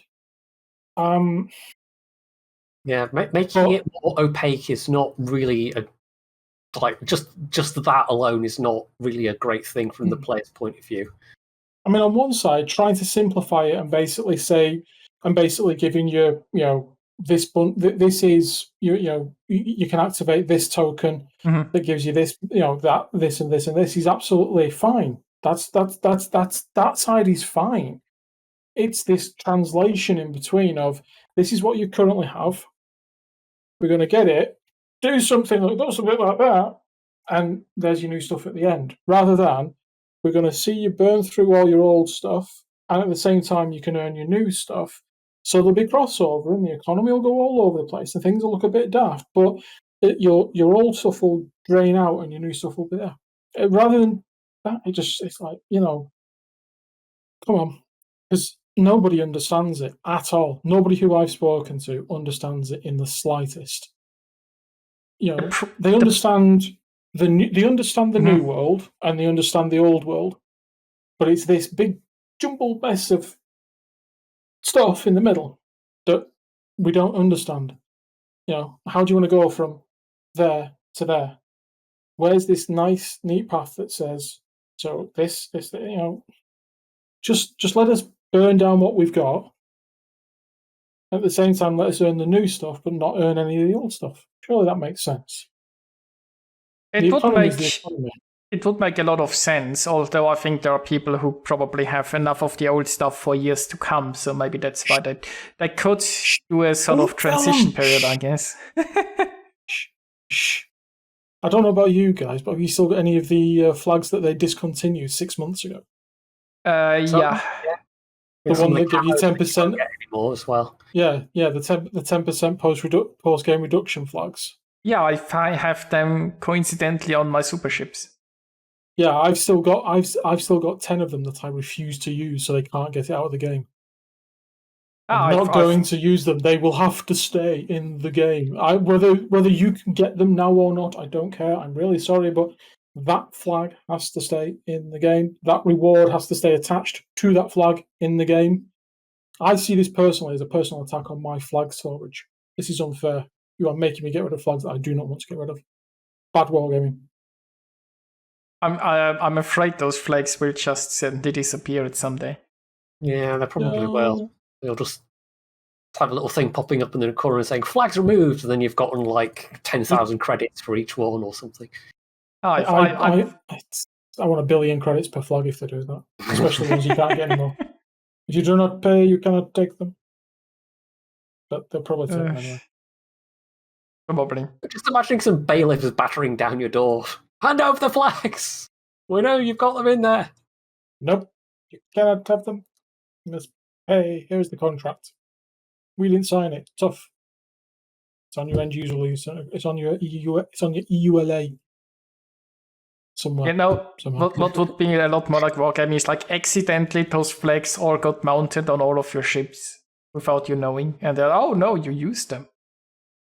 No, because I purposely dismount all my flags. Yeah, but I have to manually put all my flags on. What if they mount it after you press the battle button, right? Just while you load in the game, it's suddenly there. That would be a wargaming move, and they'd be like, well, sorry that you used it. Yeah, that would be a WG move. Except the only problem is that most of my game time now is spent live. So, here are the flags I put on before I went into the game. Here are the flags that I mysteriously have in the game. What are you doing? Stop it. I mean, they'd probably just tell you it was a miscommunication between you and your ship. I'm sure there'll be some stupid reason. But it'll be Amber Heard against Johnny Depp again, won't it? Oh, that's they're Amber Heard. And you can't really ignore that at the moment. So, it's kind of hard not to have it pop up. It's good for viewership as well, by the way. If you haven't seen, as Asmongold's averaging 110,000 viewers per restream of it. Because you should have put it on the title on this. Yeah. Heard versus Depp. Main topic. Heard versus Depp versus wargaming. We also have changes to the battle camera, and I can't remember if they actually showed off this in video, but Oh, it's Yeah, not the it's not. they It's not refer that. to a I dev mean, blog, the link there. there will be like the option to switch between like the aerial view of the spotting craft and then the normal aiming view. So that's something I'm looking forward to. It also says there's Yeah. going to be a configurable field of view option. Because that's one thing that stops me using spotter plane, because I don't like the spotter plane view. It makes me. Me too. I can't aim with it. I can't get it right, and I'm like, oh. So if I can get away with that. Customize the height and distance of the camera relative to the player's ship, and you sort of already have. Yeah, when you scroll in or out, it doesn't scroll flat; it scrolls at an angle. So you're already doing that now. Because if you scroll out, your field of vision does that, and your height above the ship does that. So it's kind of like you're doing that. You're already doing it. What? It's nothing. Yeah, I think it's just implementing it as a configurable, like an option that will stick in the config file. Because at the moment, if you're doing free cam, which you can even do in the middle of a game, you can switch to the free cam mode, but you can adjust. You can pin the camera to the ship, and then you can adjust where you want the camera to be relative to the ship. So I imagine it'll be something like that, but codified in the settings. So you could technically do this already, but it would involve sort of manually changing your own camera view at the start of literally every single battle, which I don't think anyone would really want to do. Yeah. Again, a change that nobody asked for that everybody apparently wants. So then we have... Sorry, did you want to... No, carry on. In time for Independence Day, I guess, they're going to be, and I assume this will be something around then, updating the models of US destroyers, which is, I think, there's a thing that's been kind of long requested. There's a lot of the US destroyers that are notably kind of lower quality, older quality. Yeah, the models are screwed. Yes. So they say first we'll update the models of researchable tier 7 to 10 destroyers. Then we'll do the tier 2 to 6 destroyers and the Sims. So there's something to kind of look forward to for US destroyer fans, I guess. Yeah. True. And then we're going on to the later year content, the last part of the article. Where they mention that they start off with that this is a very preliminary design stage. So yes, this is more uncertain than the other stuff, I suppose. Yeah, this is what I would call a proper roadmap. This is the new stuff that we're thinking about bringing into the game that we're developing now. This is the stuff that's down the line. I mean, the fact they're even saying fall, which I'll raise that at the end and see what you guys think. But there's been an interesting conversation about some of this. But but the Japanese light cruisers. I mean, the Japanese light cruisers were an actual thing. They were Japanese light cruisers. Could they do up to tier 8 as they have been able to? Because I can't remember if Ibuki was actually a real Japanese ship or not. I can't remember if Zawa was actually. But I don't know how far they'll do it, or how far it could go. But it'd be nice to see them. I mean, they are historically there. They are, there is Japanese light cruisers. So we'll have to see. It sounds weird to have 155s and then 150 mil dual purpose. I mean, I don't know. I haven't looked, to be fair. I haven't had a deep look into what Japanese light cruisers had these gun stats. I mean, we have. I'm pretty sure there's other ships in the game, and maybe even on the Japanese line itself of guns that are speculative / fictional. So maybe might be in that category of things. The Megami's 2 or 3s definitely were, because the Megami was definitely 155. And a lot of people run Megami with 155 rather than 2 or 3. So it kind of, could be. But again, like I say, it's nice to see that they're actually saying this is what we are at preliminary design stage. This is a roadmap, isn't it? This is like Star Citizen saying, "Oh, by the way, here's the Hercules CT6 shippy thing that carries loads and is really, really big, and here's the picture of it, but we haven't finished it yet. But you can buy it, because no doubt we'll be able to buy these before you can see them." I think the part that's particularly interesting to me is, I mean, we don't know what torpedo ranges they're going to put on these, but if they're Japanese, probably at least reasonably long range.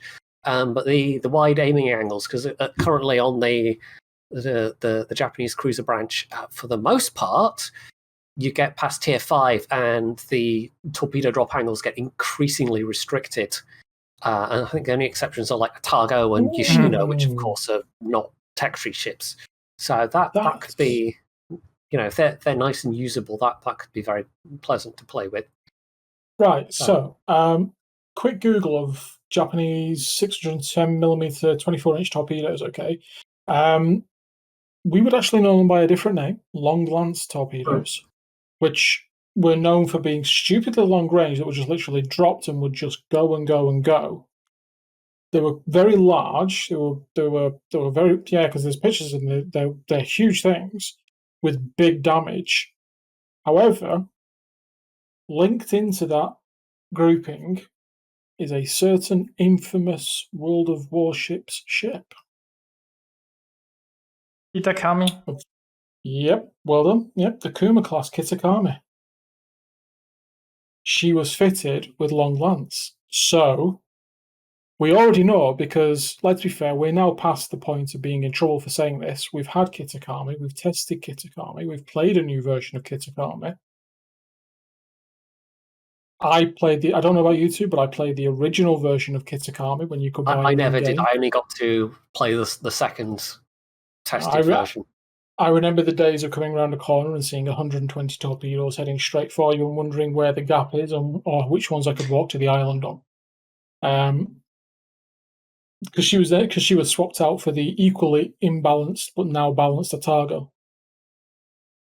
But yeah, she was good. Yes. But the Kitakami is a Kuma light cruiser, which was fitted with long lance. So should we? I would hazard a potential guess. We're potentially going to see.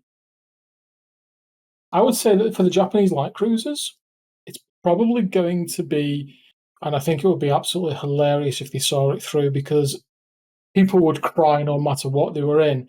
But it could be a line of Kitakami-style ships.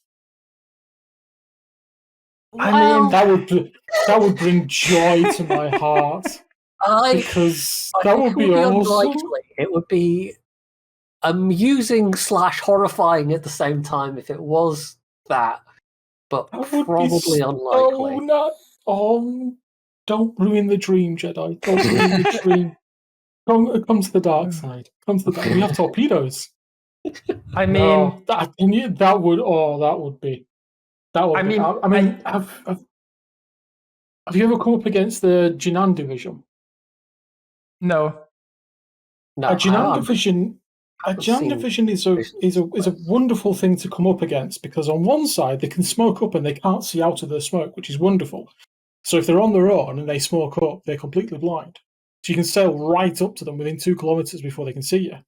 However, the scary thing is that they have torpedo reload boosters, and they have 10 torpedoes on either side. So they can fire a combined 60 torpedoes in a division. Now, granted, they are deep water and destroyers are perfectly happy, but still, 60 13.5 kilometer deep water torpedoes with about a kilometer spotting range. Last time I checked, we don't have hover ships in the game, unless that's planned for 2023. You can't dodge them, but it's hilarious to see, and it's also even better when you look at your frame rate and you see even. I mean, I've got a 3070. I don't know about you two, but it's nice to see 60 torpedoes and your frame rate just go. It's like, yo, no. But yeah, come on, that would be such a giggle. And I mean, no offense, we can't do team damage anymore, but Mhm. that would scare your entire team to death. Oh, by the way, we're just gamer turning. Why? Because we have our war torpedoes to fire. No, I'm in front of you. Bye. But yeah. I mean, They could be Awaki Alpha. Oh, now that is evil. I like it. Have you seen Awaki Alpha? I don't have No. any Waki Alpha. He's the most evil tier 4 of all tier 4s. He has 10-kilometer torpedoes and hydro and smoke. At tier 4. I don't know if they're gonna give this new line smoke, but I would presume, since they explicitly mentioned torpedoes and good angles, that it will have some sort of torpedo focus.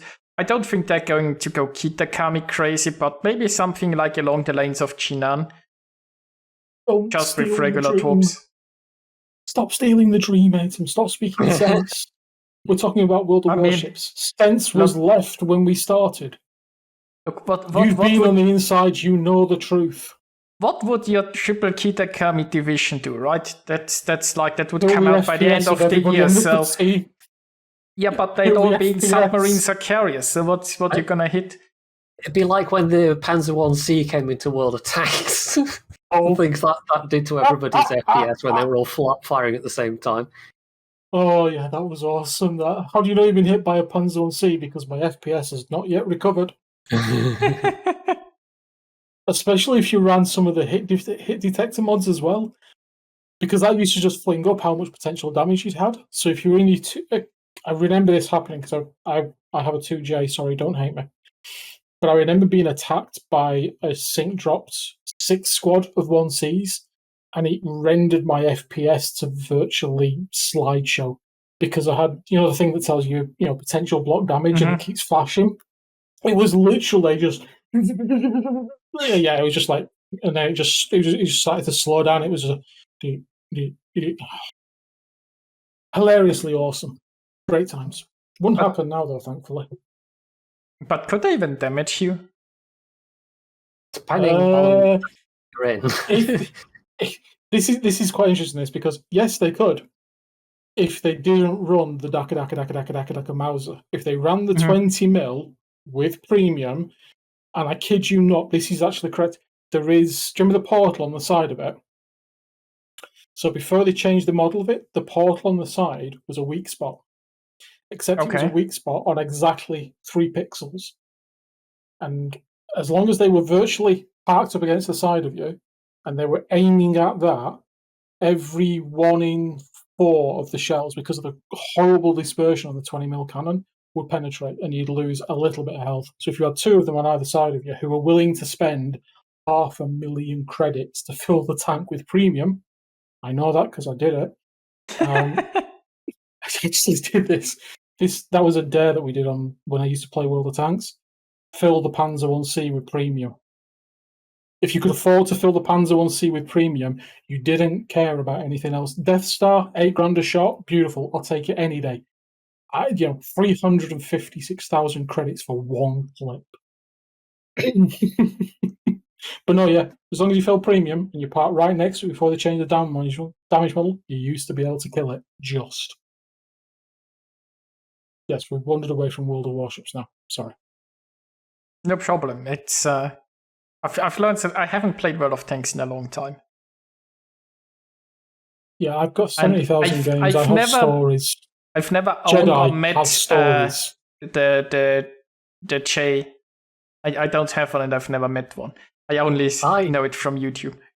I do, but that was because some particularly insane viewer once gifted the package to me with like, I can't even remember, but it had some obscene amount of doubloons, and technically you were buying the doubloons and the tank was the bonus. Yeah, it was 60,000 gold, a year of premium, the 2J, and a 100% skill crew. That's what you got in the bun. That's what you got in the package that you bought. But it was like £100, wasn't it? It's by far the biggest anything anyone has ever gifted me in any of the wargaming titles. Yeah, so it's like the Abrura. It's like the Alba Abrura on World of Warships. There's only 3 of them on the EU server, I have one of them. Okay. I will not reveal how I got my hands on that because there is only 3 of them on the server and there isn't anymore. I don't think they'll give them away anymore either. You have to. All I'll say is you have to be a Brazilian player to get it. Last time I checked, I'm not Brazilian. That's what you want us to believe. Hey, I am definitely not. Jedi has met me. He knows I'm not Brazilian. I'm as northern as they can come, lad. Well, I know you're Scottish, you're further north than me, but English northern. No, Yeah. You're not northern, down there in. I am northern. Northern. We're both northern compared to us. You're all southern pansies to me. Even someone in the Shetlands is shaking their fist at me right now. Well, someone in the Faroe Islands or Iceland is shaking it even quicker. Yeah. No, but stuff like that, and the BTSV as well. Yeah, that was the other one they did.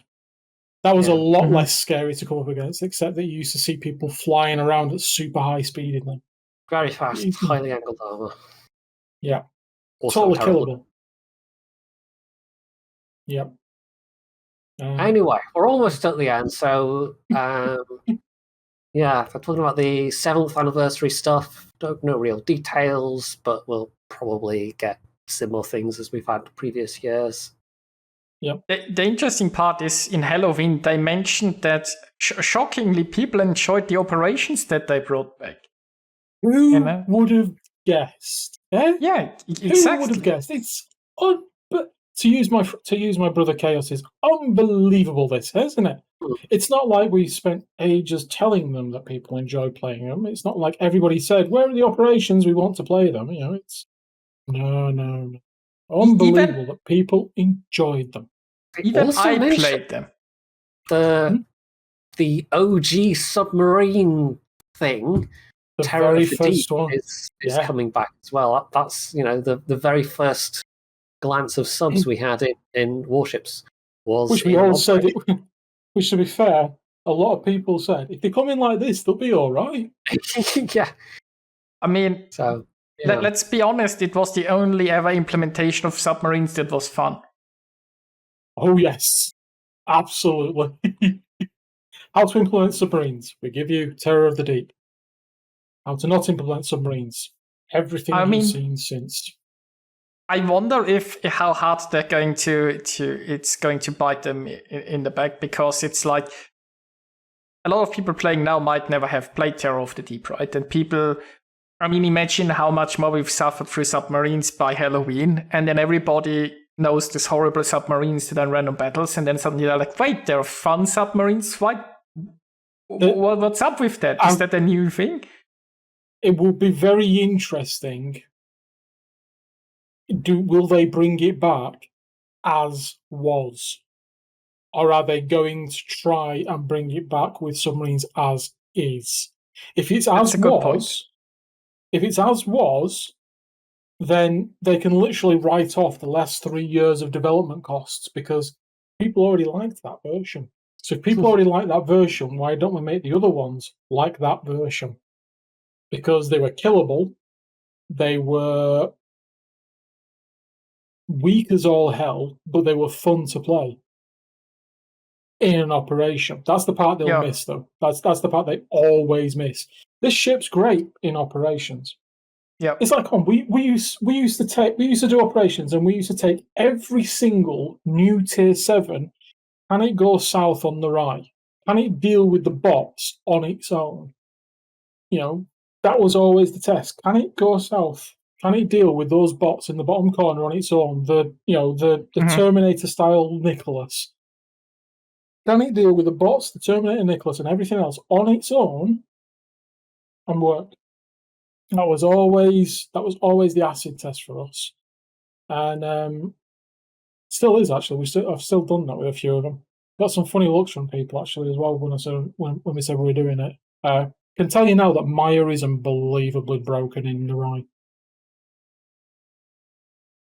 Interesting. Okay. I'm not surprised. I mean, having a heal and those wicked 8-kilometer torps that are probably going to wreak havoc with the bots. They're I mean, undodgeable. it's got better angles than the. Yeah, it's got better angles than it's basically a tier 8 at tier 7. Let's be fair. It's an Atago at tier 7. That's what it. That's what it is. Miyoko's. There we go. Why couldn't I remember the name Miyoko? I don't know. Yeah, Miyoko's got that. Miyoko for some reason has that horrible vertical stop, doesn't it? On its tops, they can't angle forwards. It's literally like it's like Basically, the rear arc only. Mm.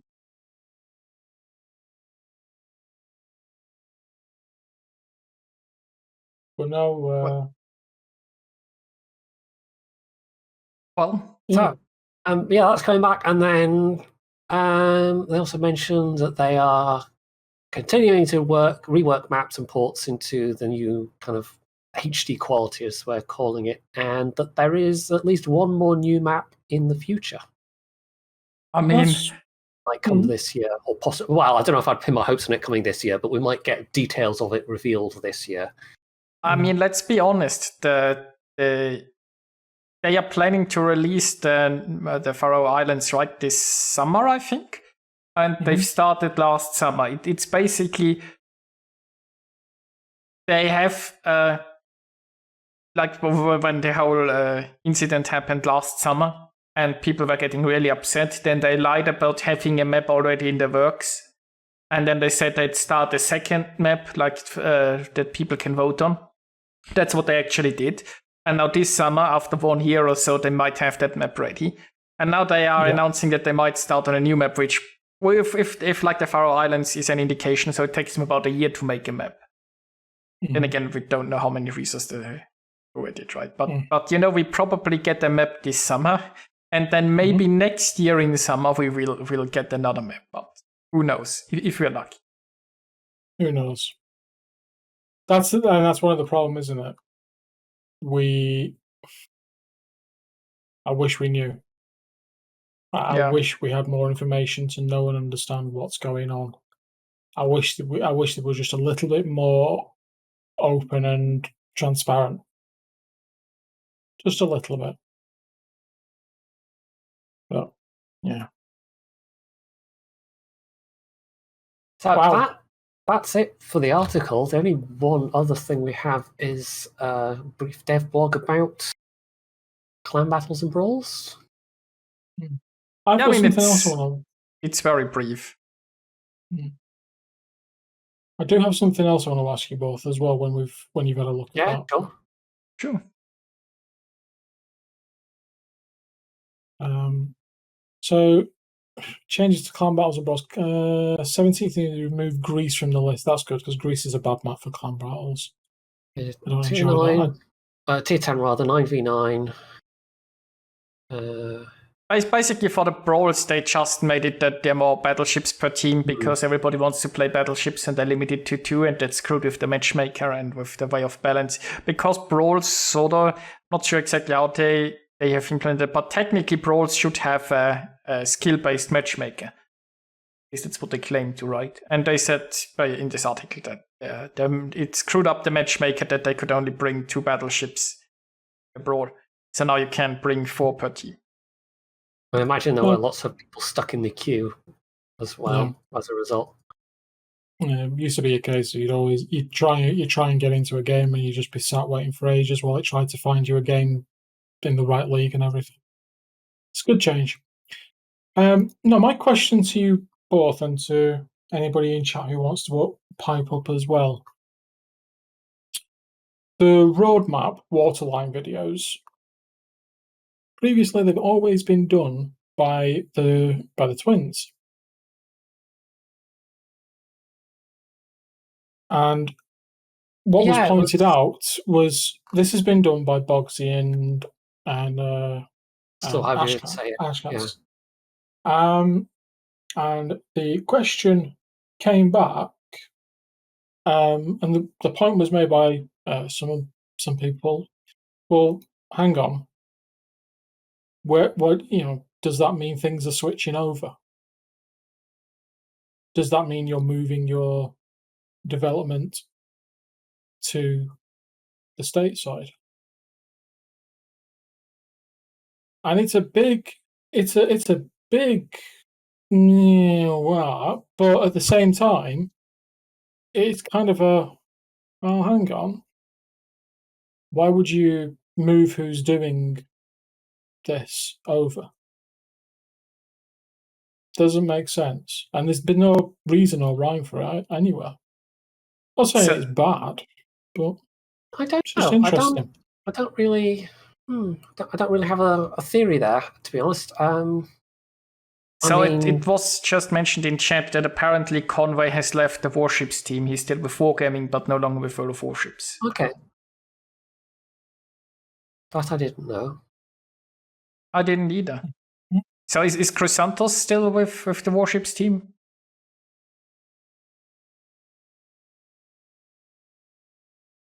You can tell we definitely know the answer to that. It's just why that silence. I So would, well, if it's not been announced, I guess the answer was yes. I suppose that's the logical thing, isn't it? Yeah, I don't know. It might just have been an availability issue that led to NA handling this time round, or who knows? We haven't had any reason given for it. So okay, so chat says Chrysanthos has moved up the ladder. So basically, Chrysanthos is no longer in the job position to do the video, and Conway basically is no longer on the Warships team. So I guess they just needed new community people. Interesting.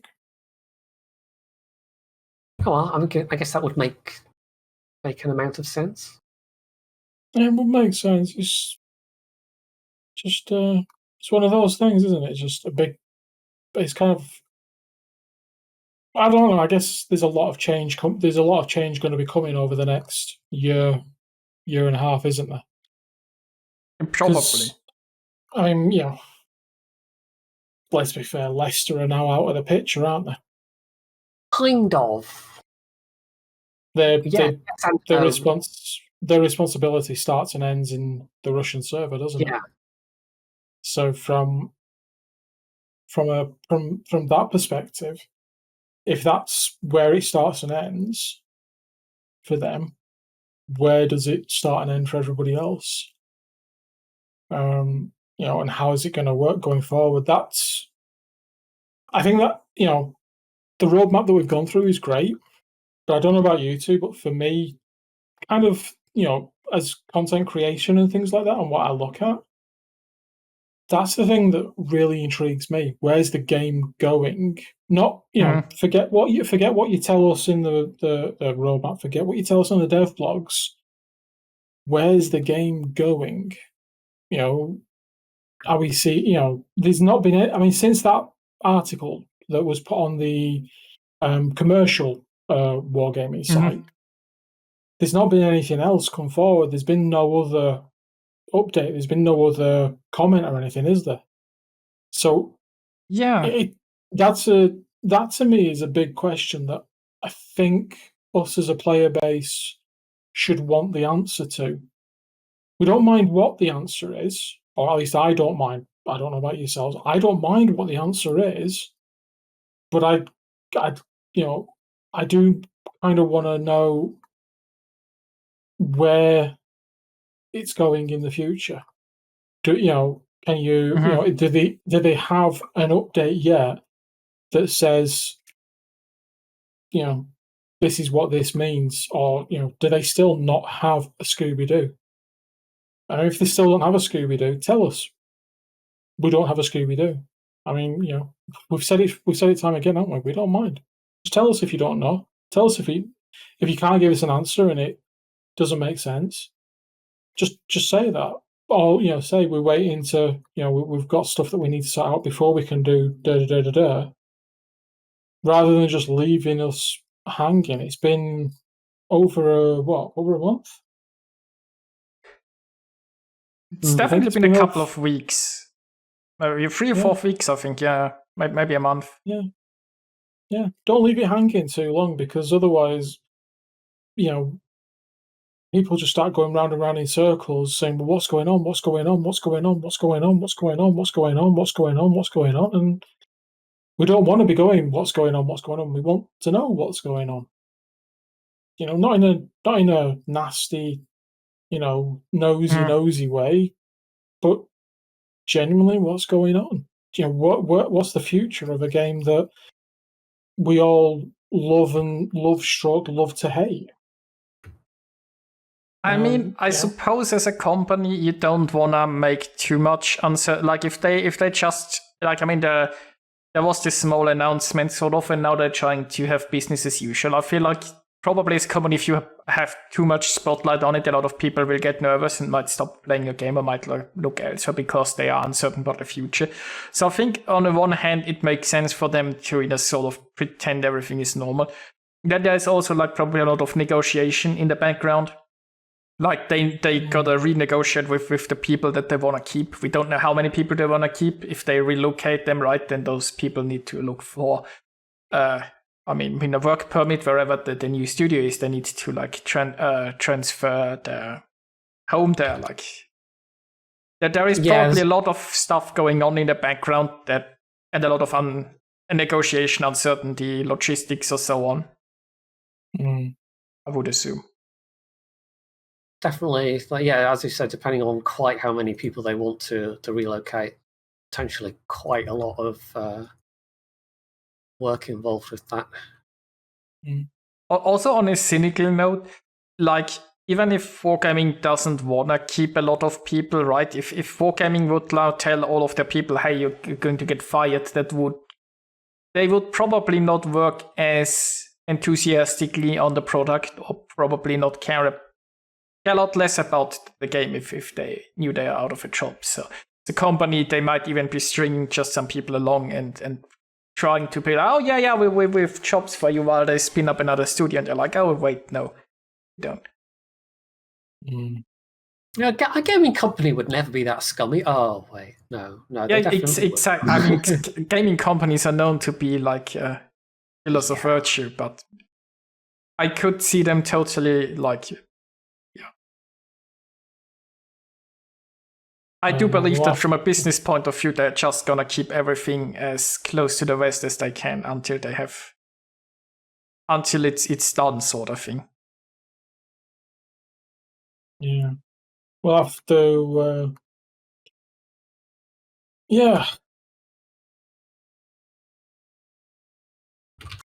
have to see. I've got to say, I'd like, personally for me, I'd like to see it. I'd like to see the game carry on for a decent length of time, because I think I don't know about the rest of you, but now I've got rid of all the stuff out of my head, I'm happy. I enjoy it. I can still have fun. I wouldn't be playing the game if I didn't have fun. What I have to say is that it varies more wildly from day to day.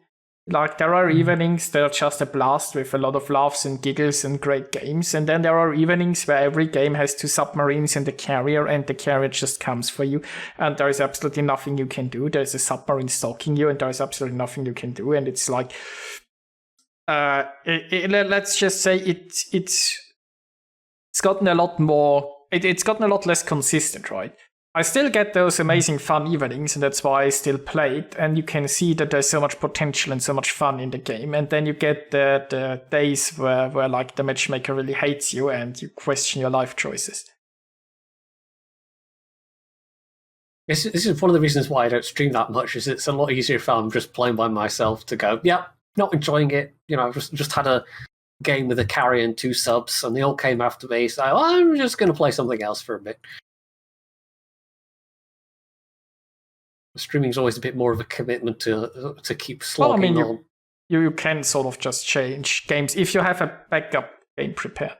I suppose, yeah. But it feels sort of weird when you're like, let's play some Warships, and after 2 battles you're like, yeah, screw this.